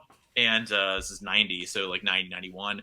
And she plays it, and she just has her voice is just so insane. It's just it's indescribable how next level her voice is. But that live version, that hits super hard too. Like I also, again, watching the video for this will make me emotional. Like it will bring a tear to my eye. It'll make you feel, especially like if you've ever felt, what obviously the words and the emotion behind the song, you ever felt that way, it'll come back almost immediately. I'll never get over this song. I can listen to the song every day and I will still get a little bit teary eyed about it and I will never get sick of it. But Sinead O'Connor, I love this record too. I think Ty and I found this at a record show many a year ago. And I got this for like $20 sealed, and then I cracked it. But obviously it's still hype sticker and stuff and whatever. But this is super, super sick that I'm super happy that I found this. Yeah, that's another just iconic. That's just like Hurt, where Yeah, that version is the way bigger than the original song. 100%. Yeah. And that video too. It's 100%. It's very similar to Hurt, where that video makes the song too, because you cannot think about that song without thinking about that video. And the video is just it's so like basic. It's so like it's just her face, and the end of it, when she's walking around or whatever. But like, yeah, it's iconic. Like it's just, oh, man, yeah. The video does it, and she starts crying and stuff. And like when she does it live, the same thing. And I hate that she later, like in life, she later like kind of rebelled against it because she just got sick got sick of people. She obviously has a lot of mental issues, unfortunately, but she got sick because that was like her gimmick, basically, for a lot of people. Sure. She has a lot of cool songs, and she's a very serious artist. And she just decided one day she didn't want to sing the song anymore. So for a few years, she would refuse to sing the song, and it was like a thing for her. Like she would go on shows and stuff, and like obviously perform and go concerts and what have you. And fans of her just doing the song would come there and they'd yell it out and stuff, and she just felt like a jukebox, like just felt like a monkey. So she didn't want to play that game, and so she refused to sing it. And then recently, in the last few years, she's changed that, and she's started to sing it again. And she's an older woman, obviously at this point, 30 years later, but she still sounds really well. She's still singing very well. She still sounds very good. But yeah, Nothing Compares to You, Sinead O'Connor. One of my favorite songs of all time. One of the best vocals of all time. Best videos of all time. We'll never, ever, ever get over that song. All right, so when we do the list, top 10 songs of all time. I'm gonna hold you to it. 100%. It's on there easily. All right, easily. All right. We'll check the tape. There we go. Yeah, that's a really iconic. I could see too how you could get pissed too because it's a cover song. Like it's not even you're famous and it's not even like truly your song. So I can kind of understand why you would get upset about that. Yeah. And also because another weird thing is like for a minute it wasn't on streaming for a minute because of Prince stuff. He didn't want his stuff on streaming. Yeah. And then when eventually that stopped, she didn't want it on streaming. So she removed it off her streaming profiles. No. So that's just an insane thing. Like it's just interesting, really crazy. Again, that's now changed and whatever. It's just one of those things, man. Yeah. All right, I'm out of like physical stuff, but I got a lot of honorables here. So we'll kind of run through and just kind of riff because these might overlap for some of us. I'll go Manson. I mean, Tainted Love and Sweet Dreams. Sweet Dreams obviously is the classic one, but Tainted Love's fun too. Yeah. Manson does really good covers too. Those songs, I think, I don't know if they're bigger than the original, but they're pretty close to it, man, in terms of like the exposure and what have you, especially because they were used in different, and well, at least in Not Another Teen Movie, I think it was Tainted Love was. Yeah. So they're out there a lot. Yeah, Manson has really cool covers, and both those songs are super sick. I think he might have did Tainted Love for that movie because the video is all that. They're all in the video. Yeah, it's the set and everything. Yeah. Yeah, they're all in the video, and then that song is on his greatest hits. I don't think it's on an album. So I know Sweet Dreams is. Sweet Dreams is just creepy. It's totally different than the Eurythmics version. Yeah. I want to say he did Sweet Dreams in the Smells Like Children era, maybe. Hold on. Yeah, I think I'm almost positive it's like early 90s. Like maybe 94, 90. Just a kick-ass cover. Yeah, 95, Smells Like Children. Yeah, so that's early for Manson. Yeah, it's one of his biggest fucking songs, for sure. I mean, he's got 100%. Giant songs, but that's definitely up there. What do you got? So I forgot. I do have another physical, but it's like ancillarily physical. So it's just an honorable mention. So I'm sure you've heard this. Again, it's another one of your neck of the woods. I've loved this version for a while, this cover. But so this is Sabbath Volume 4, Vertigo pressing, no big deal. Mm-hmm. But Sabbath Volume 4 Changes, covered by Charles Bradley. Have you heard that? Yeah, you've played it for me. Yeah, okay. I love that rendition, that Yeah. version of the song too, because of what he does to it. It's very different than what Ozzy does to it, obviously, because it's a soul. It's more from a soul, funk musician, obviously, but Hmm. he's a soul cover of it, and his vocal on it is just so crazy, and like his emotion behind it and stuff, and like he's like the story, I guess, for him is somebody brought the song to him, and he had never heard of Sabbath or heard the song, and then he was going through his mother dying, and he heard the song, or he actually read it first, and then he heard it, and he watched his mother die and her last Mm. breath, and then he went and used that emotion immediately directly into recording the cover of it, and so that's what his emotions are behind that. I didn't know, so I knew obviously Ozzy didn't write the song, and I knew Geezer wrote the song. I didn't know that Geezer wrote the song about Bill Ward and his Yeah. ex-wife. That's what I didn't know. okay. I thought it was a Bill song. When you Okay. said Geezer wrote it, I know Geezer writes all the lyrics most Yeah. 99% of the time, especially in that era of Yeah. Sabbath. But I knew that. Yeah, I knew it was about. So I, for some reason, I had in my mind that it was a Bill song, and I was gonna try to dunk on you. Yeah, But I'm yes. pretty. I mean, I think I could Oh be yeah. lying to you, but I'm pretty sure it's Geezer wrote it about Bill's wife, or about Bill and his wife. No, I'm Which almost positive. Yes. yeah, Yeah. it's another layer of like heavy, weird, like that you're seeing your bandmate and your friend, your brother going through this, and you're writing a song about his dealings, unfortunately, right? Um, but I love that song when Sabbath does it. I love the song when Ozzy does it. I love that song when fucking Ozzy and Kelly did it. Like Mhm. honestly, like I just love that fucking song. It's just a very powerful song, and Charles Bradley doing it, and his inflection and his emotion behind it, his powerful vocal behind it is just fucking next level. I love it. I love that version. There's a live, or not a live, but it's a radio session that he did that's on YouTube, and it's super fucking cool. He has a video for it too, which is just him We've, singing into the camera. But I the think radio I session is think cool. I think we watched like one of the live versions Yeah, yeah, of yeah. it. Yeah, yeah, very good cover. I thought you were gonna try to blow my mind or something and say "Changes" was a cover, and I'm like, Oh shit. Okay. I don't think so at first, but then Yeah. I remembered that version. You are correct, yeah, and I was correct too. Geezer definitely wrote the song, but it is mainly inspired by Bill Ward's breakup with his first That's wife, awful. and that is reference to Ozzy's biography. So I'm gonna assume that that's a real thing. So, Yeah. yeah, interesting song for sure, especially with all those layers. Not a big favorite by Sabbath fans because they're really only fucking ballad. Yeah, I'm surprised. So wait, so Sabbath fans like largely don't like that song? No, yeah, like Sea of Wow, Tranquility, Chris Allo, that's his favorite band. Black Sabbath, that's one of his most fucking hated songs, like wow, of all time. I think they did the thing on that. Yeah, wow. it's so Like I fucking get different, it, like dude. I dig it. It's very different, but like you can afford them to have the one, like have the I, one like heartbreak song. it's To rough, me. man. It's rough when you do a fucking song when you have Tony Iommi in the fucking band and there's no Yeah, guitar, and just then it's just Lord. like Van Halen with Jump. You Yeah, that's know, fair. that's That's kind fair. of it's kind of rough, but I do enjoy this song. I don't hate it. So, good pick though.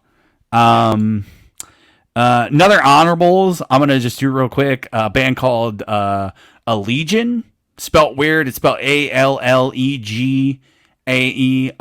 They're like a prog death metal band. Oh, okay. Kind of a newer band. I love their fucking covers.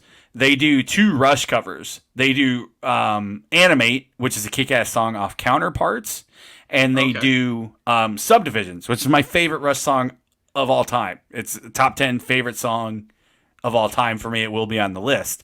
Yeah, And I absolutely love the Subdivisions cover. that's awesome. It's fucking awesome. Their vocals are kick ass. A lot of double bass drumming in there. They don't death metal it up, so there's not even like extreme vocals in it. Yeah. They do clean vocals, but they do like the double bass and shit. And then they actually just released a cover of Roundabout, Oh wow. kind of Yes. recently ish, which is fucking kick ass. So they're kind of on a run of doing like covers of old prog bands, and That's awesome. I hope they keep doing it because there's songs Yeah, I'd love to hear them fucking do. They're great players for sure. that's fucking awesome. Yeah, I'll check that out. That's cool. Like, I don't want constant covers, and I don't even know if I want them on records. But Yeah, if you these just aren't. put out the single, like, I'm always Mhm. about it usually. Oh yeah. Yeah, 100%. Yeah, yeah, those aren't on any records. And to be honest with you, I haven't really got into any of the records. I've tried, but Yeah, their it's fucking just covers the are just, their covers are fucking sick, man. yeah, They yeah. choose great songs, and they're great fucking musicians, and you can tell they really dig those bands and love those songs. So That's it's awesome. it's appreciative. All right, what you got? Yeah. What's your next one? So one that I found here, I'll just go back to what we just did. So Ozzy did a covers record. He did Undercover, Oh god, yeah. and so is that panned in the Aussie world as well? I kind of remember hating it. I think I've listened Okay. to it once or twice, and then like I'm not a big fan of those records. Like I'm gonna do a covers record. Yeah, I just fair. believe it for any artist, but Yeah, that's fair. So he did one of those. Yeah, it's an entire cover. It's the one with his face on it and the sunglasses and stuff. It's yep. that one. Yeah. So he did a version of Mississippi Queen on that record, and Oh, yeah. I'm a big Mississippi Queen fan because I think I just love that just fucking the guitar. I'm a big guitar guy, so I love that fucking lick that Yeah. Leslie West does, and for Mountain. So he covered Mississippi Queen. Leslie West actually plays guitar on that song. Oh wow. And so yeah, so super sick. I love that. And I just love Ozzy's vocals. Like live Ozzy is obviously I've never actually seen Ozzy live, but like I've seen enough videos and stuff. Like Ozzy vocals live are very different than studio vocals, but Ozzy's studio vocals are fucking untouchable. They're so fucking good. Like whatever they do, the magic or what have you, or whatever. Or maybe it's just because he can only do if he does one song in one day, he can pull it off. He does a whole set, obviously, in 5 days in a row or something. Obviously, it's not going to work out. But like Ozzy live vocals to this day, even now, the new record, like the new songs I hear, they still sound fucking great. Like I said, they still sound awesome. I'm a big fan of Ozzy vocals, so especially on that song and just with the guitar and everything else, just super sick. And Mississippi Queen's just a kick-ass rock song. So I found that in my dive. And he does a bunch of, obviously, the whole thing's covers, but he does a bunch of cool stuff on that record that I'm into. Like, I wouldn't say it's one of my favorites, but he does a lot of cool shit on that record. Yeah, I haven't listened to it in so fucking long. Yeah, I'm just not generally a fan. Like Rush has a covers record that I don't like at all. There's a couple tracks on there that I dig, but otherwise it's just like I don't know. You're fucking Rush, dude. I want like it's. They're just having fun, man. They're just doing their thing. I understand it. I get it. All right, let's see here. This is one of my favorite covers of all time. I don't own it physically. Hopefully they do like an anniversary pressing. They're kind of doing them. They did their first record recently that I own. Fear Factory with Cars, the Gary Newman song. There you go. Yep. Gary Newman is on the song with the band. So it's kind of a cover. It's kind of weird because the guy who did the song is on the song. But I've heard it before, but I can't remember it in my head. Does he do the full vocal in the song too? Yeah, they trade off. Him and Burton. Okay. Trade off. Like he's in a lot of the fucking song. One of my all-time favorite covers. It fits Fear Factory just so much.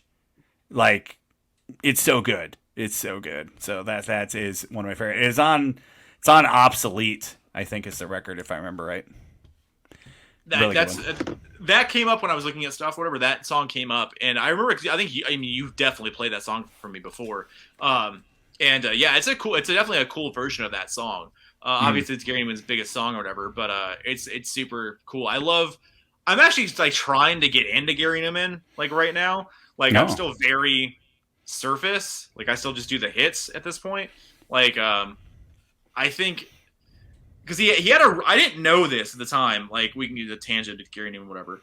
But he for like a minute was the biggest like artist in Britain for like from like 1981 to like 1983. He was the biggest thing going, and he didn't play live or anything at that point. He was just putting out records and stuff. But it was so different sounding than what anybody else had ever done. That people were just like super like just like they just couldn't get over that. They were just fucking captivated by that. And so Our Friends Electric, that song is super sick, and that song's been sampled a million times. And if you heard it, if you listen to it later, you're gonna hear there's all kinds of samples and like also a lot of bumpers for a lot of shows and shit used it. But a lot of Fuse and VH1ers, and yeah. So Gary Newman, I'm starting to appreciate that, and Fear Factory doing that cover is also super sick because I also do enjoy that. Yeah, I know he's a big dude, obviously, that all the industrial guys love, you know? Yeah. Obviously, I think Trent has an appreciation for him, and Fear Factory falls kind of in that vein, so I'm sure they... 100%. Yeah, Trent was a big Gary Newman guy, because obviously he kind of was doing things before anybody else was. And then what's kind of ironic is that Gary Newman is a massive, massive Trent guy. So like when anybody ever asks Gary Newman about who inspires him or whatever, or like who he thinks is a new band that he likes, like they're not a new band, but he will always bring up Trent Nine Inch Nails. He'll always just jock him and say whatever he does is just what I listen to and whatever.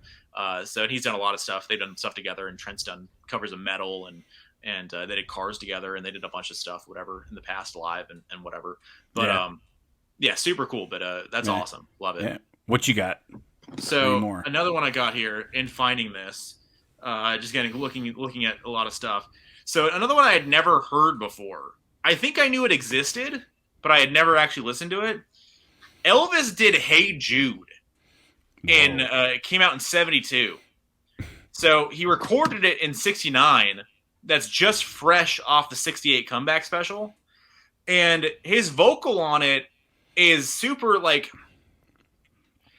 You can tell that he's kind of losing his voice a bit.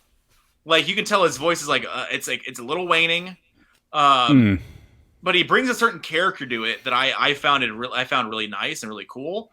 I'm not a huge Elvis guy, like beyond whatever the songs are or whatever, but I thought that was a super sick cover, and I actually listened to it 2 times. I repeated it. I was like, I just want to listen to that again, and I really like that a lot. It's on Elvis Now from '72, so if you want to look it up. Interesting. All our listeners and watchers out there, but "Hey Jude" by Elvis. That's become one of my honorable mention favorite covers that I didn't know existed until we did this exercise. So I'm actually very pleasantly surprised, or pleasantly I'm happy, I guess I should say, that we did this exercise because I found new things. Did you just look up like unexpected covers or something? Because I never knew that. Yeah, so he did a few Beatles covers, and obviously they were massive Elvis fans. Elvis is the reason the Beatles exist. So like or existed.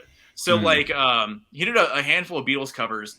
I didn't look that up. I just looked up like I don't know. Someone just made a massive playlist of covers on Spotify. I think it was interesting, like hundreds of covers and shit. Yeah. And so I just was kind of just scrolling down, and like I found a lot of stuff. Obviously, things I knew existed, but I never listened to. But the "Hey Jude" cover, again, his vocals are waning on it. It's a little bit different.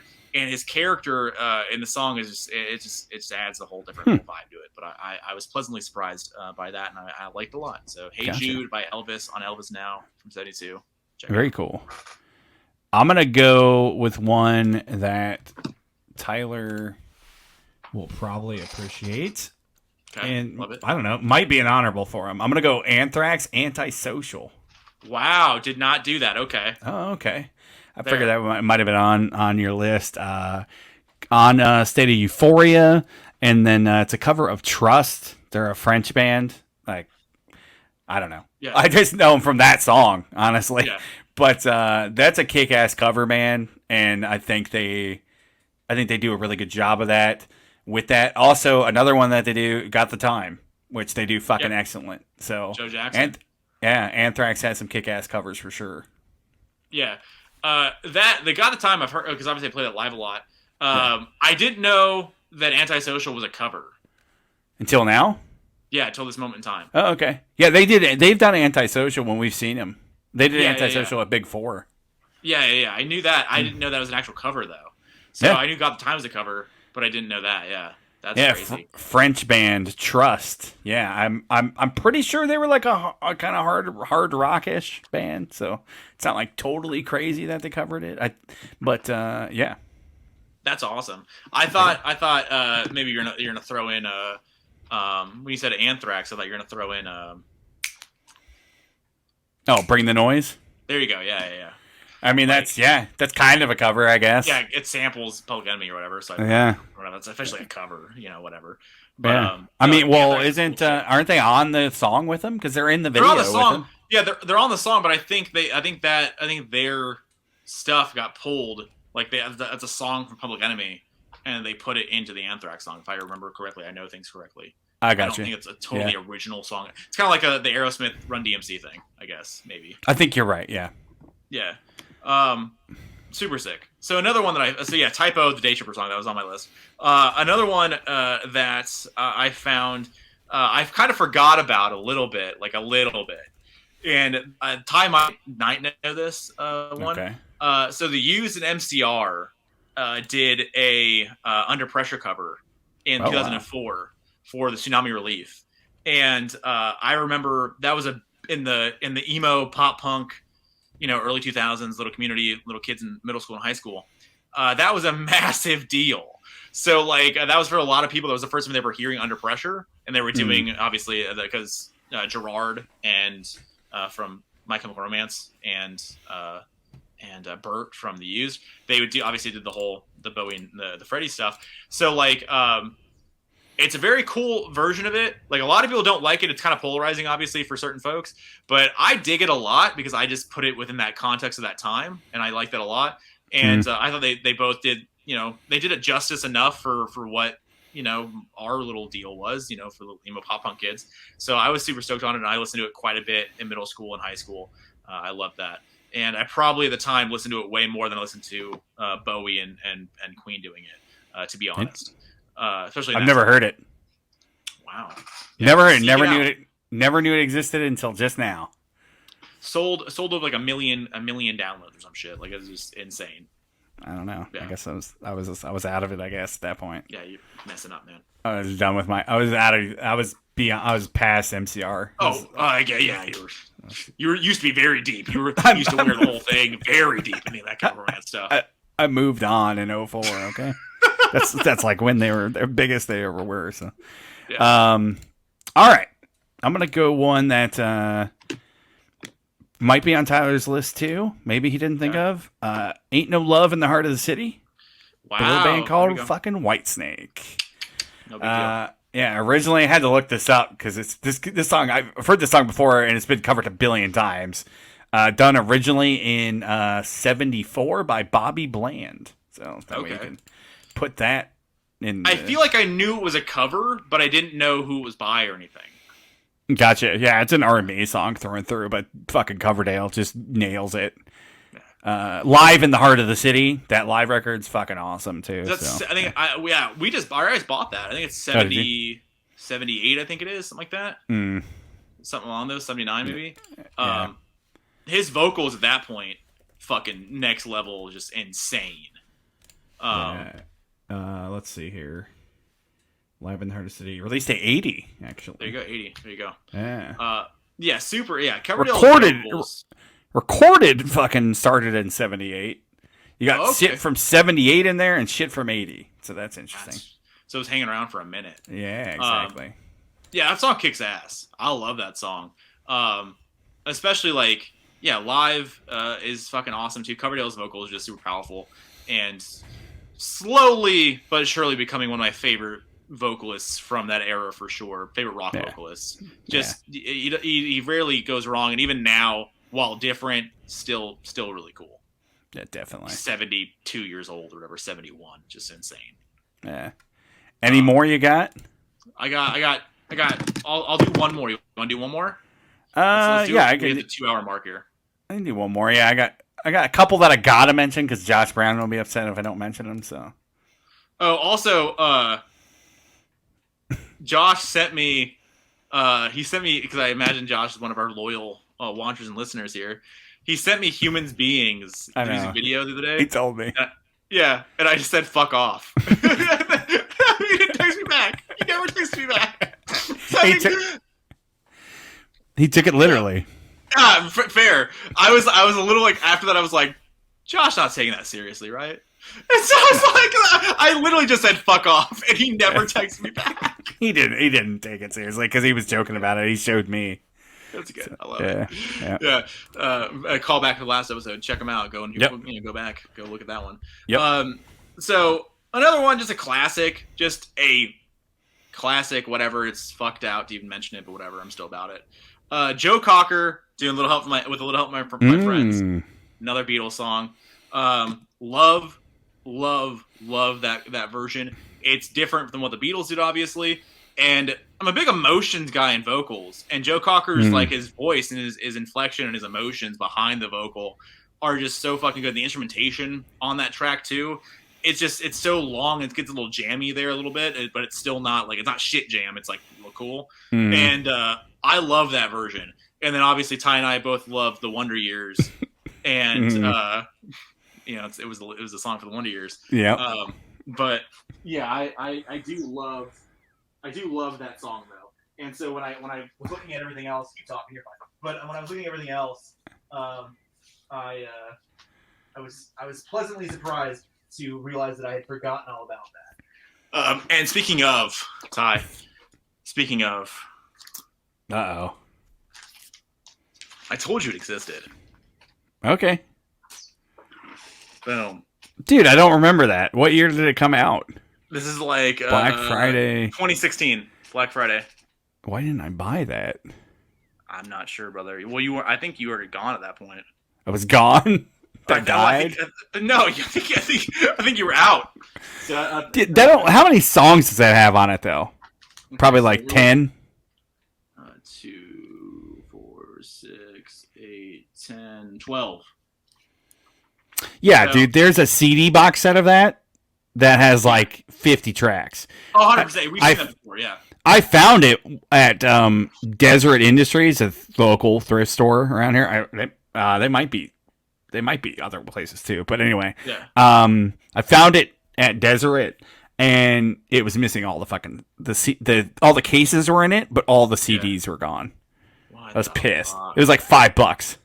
Jeez, you didn't buy it though, obviously. No. None of the CDs are before. Yeah, but you found out before you, like, obviously, so okay. I didn't know if you bought it and you're like, oh, there's a little here. Oh, no, I got you. Yeah, I always check the fucking for the discs. And yeah, there was no disc in it. I was pissed because it was like $5. It was the whole box set for all the songs. Yeah, this is cool. Like, this record, whatever. So it's got the Joe Cocker song on here, obviously. It's got Baby I Need Your Lovin'. It's got Drift Away by Judson Spence. I don't know what that is. Mm-hmm. Buffalo Springfield doing For What It's Worth. Indigo Girls doing Get Together. Debbie Gibson doing In the Still of the Night. 20th Century Fox by the Escape Club. So it's a Doors cover. Ruby Tuesday. Julian Lennon doing the Stones cover. Teach Your Children. Crosby, Stills, Nash & Young. Brown Eyed Girl, Van Morrison. Will You Love Me Tomorrow, Carole King. And then Come Home, Wonder Years by Debbie Gibson. So 2 Debbie Gibson songs on here. Interesting. Yeah, so. No Seeger. No Seeger or anything like that.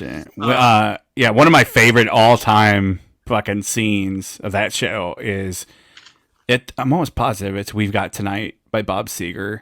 It's when Winnie's like, I think she gets into the car accident or some shit. She like breaks her arm or something.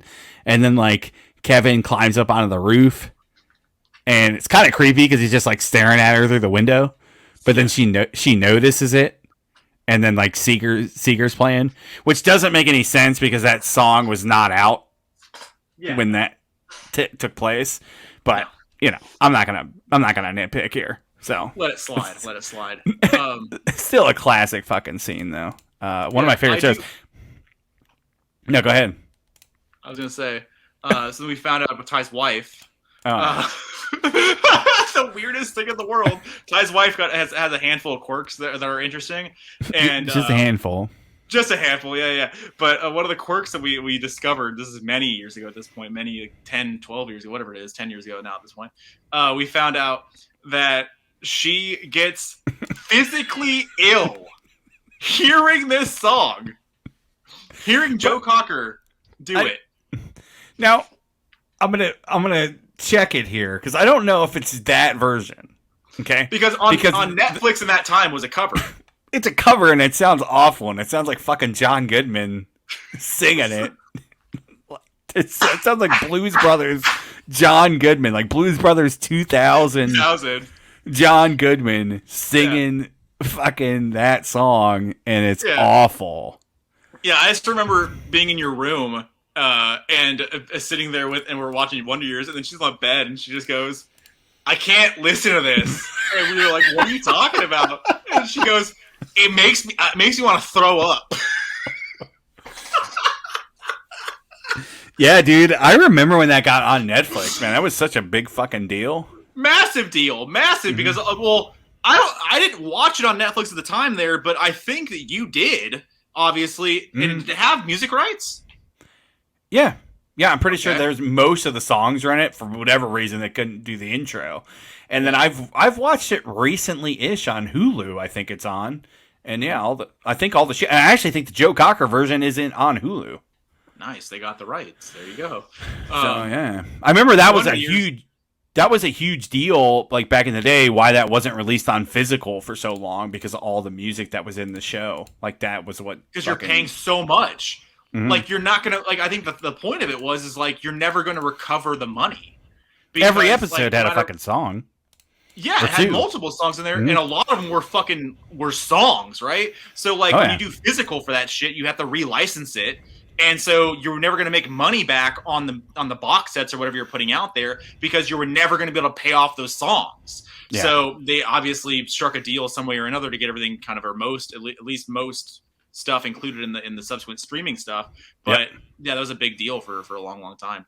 And if people don't know and haven't watched Wonder Years is a very, very cool music show, because it does have just so much shit from the 60s and what have you, like 60s, late 60s, and like early 70s, right?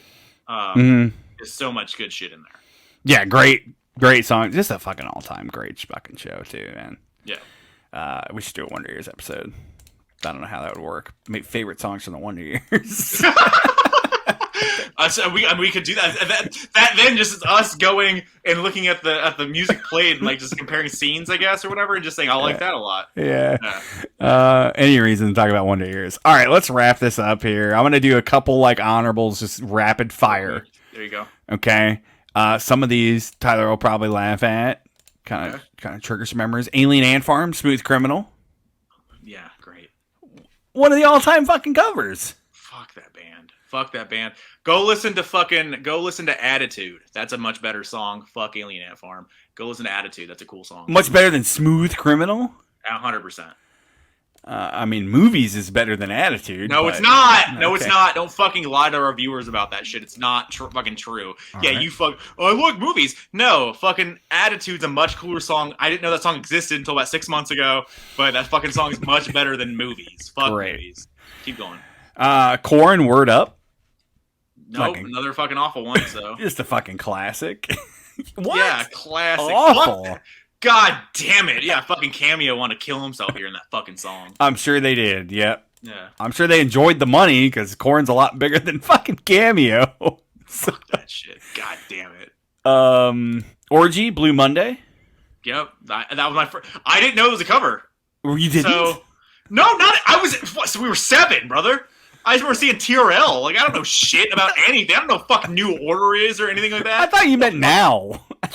Now I knew it. Yeah, now as an adult, yes. But as a 7-year-old, I don't know the fuck about New Order or New Order. I don't know what the fuck's going on. It's getting off the rails. Dude, I still dig that version, dude. It's fucking heavy as shit. I do. I still regret one of my. So when we do vinyl regrets here, I'll do. What? Yeah. No, I remember it. Yeah, there was an opportunity for me to purchase. I was alone. I'm like, were you with me or not? No, I remember it. Okay, so you were there. Okay, yeah. So there was an opportunity for both of us, and we both passed this up because we're both fucking stupid. So I've done this twice now, so fucking kick my own ass. So 8 years ago, let's say 7, 8 years ago, there was an opportunity for us at Zia. There was a platinum record for Candy Ass by Orgy, which is that record, because it went platinum off Blue Monday, and there was an opportunity for us to buy the real RIAA platinum album, the plaque and all, the whole deal there, for $10. Yeah, it was nothing. It was nothing. It was literally nothing. Like, and I think both of us were just like, we just laughed about it, and we didn't really think about it in like the context of like, that'd be really fucking crazy for us to have a platinum record by Orgy. Like, whatever, right? Just for whatever reason. So we both passed on it, and I fucking kicked my own ass. And I hate that I fucking didn't buy it. I hate that you didn't buy it. And I hate that we both fucking missed out on that. And then my second one was when Indigo Girls. There was an Indigo Girls single that Michael Stipe worked on. And Michael Stipe's platinum record from that Indigo single was at Zia as well for like $10. And I also didn't purchase that. Yeah, that's crazy. We're fucking... I'm real stupid. That's crazy. But yeah, Blue Monday by Orgy is still a kick-ass fucking version. I'm still about it. Smashing Pumpkins, Landslide. Yeah. I also... Because I first heard that song when I was like, 5 or 6? We were that age. I heard that song. I did not know it was a cover until... I want to say like my dad told me or something, like randomly, just because he liked it too.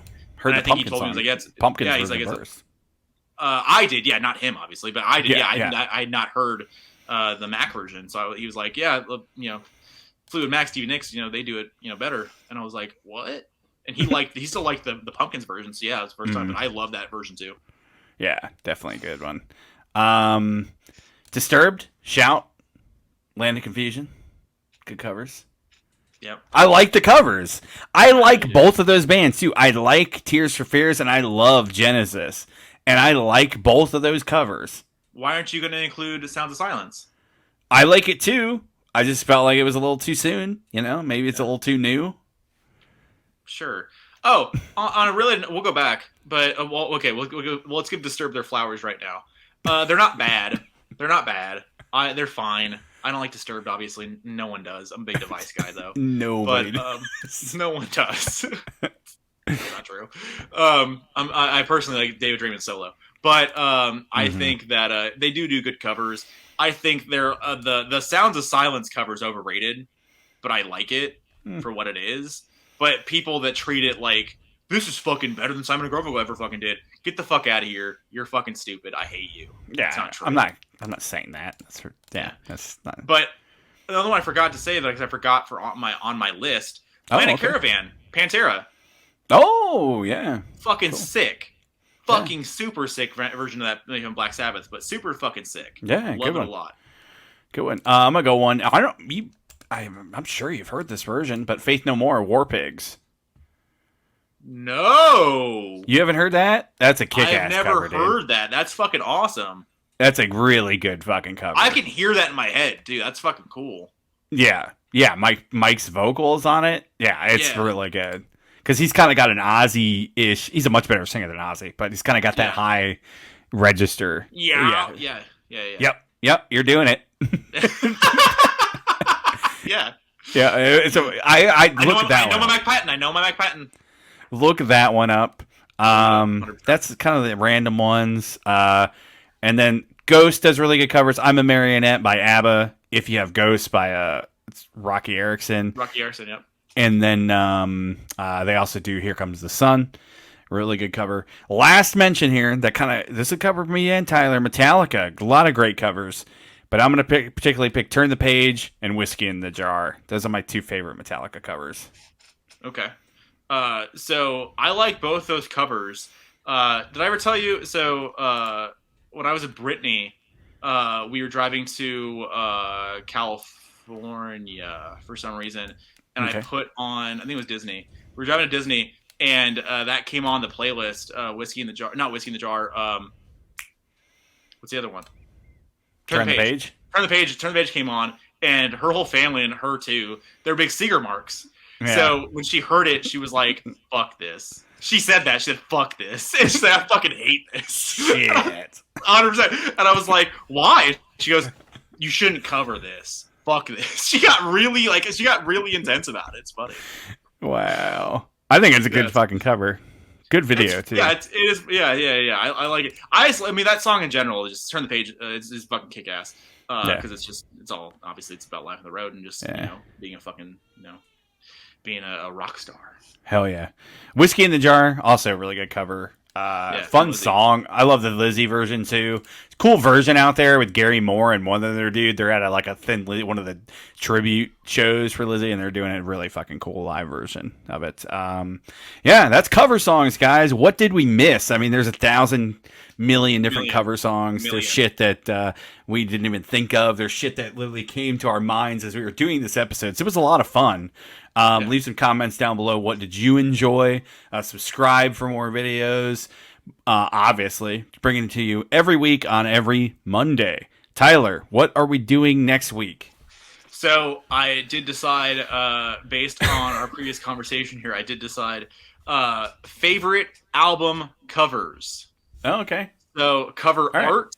Cool. That we can do that, and or stories that whatever you have with the album arts or whatever. We can do that, and you can say why you like it and say what your connection is and all that kind of good stuff. Because I think there's a lot of records we got that are fucking super sick, and we have a lot of good album art and what have you. But I think that's the next one. That's gonna be a tough one. That's gonna be. Also, it's gonna be a lot because we have to show all of this. So if you don't have it, we have to go on to YouTube or not YouTube, onto Google or whatever, and kind of pull it up or whatever. I'll make sure I own most of it just to make it easier. But that's gonna be rough, man. I already got a bunch of coming to my mind right now, so I'm like, I gotta narrow it down. How many do you want to bring? Just like 10 or like five honorables? Okay. Yeah. Alrighty, guys. Well, if you made it this far, thanks so much for watching. We certainly appreciate it. And we'll see you next time on the Living Deadwax podcast. Peace. Thanks for checking us out.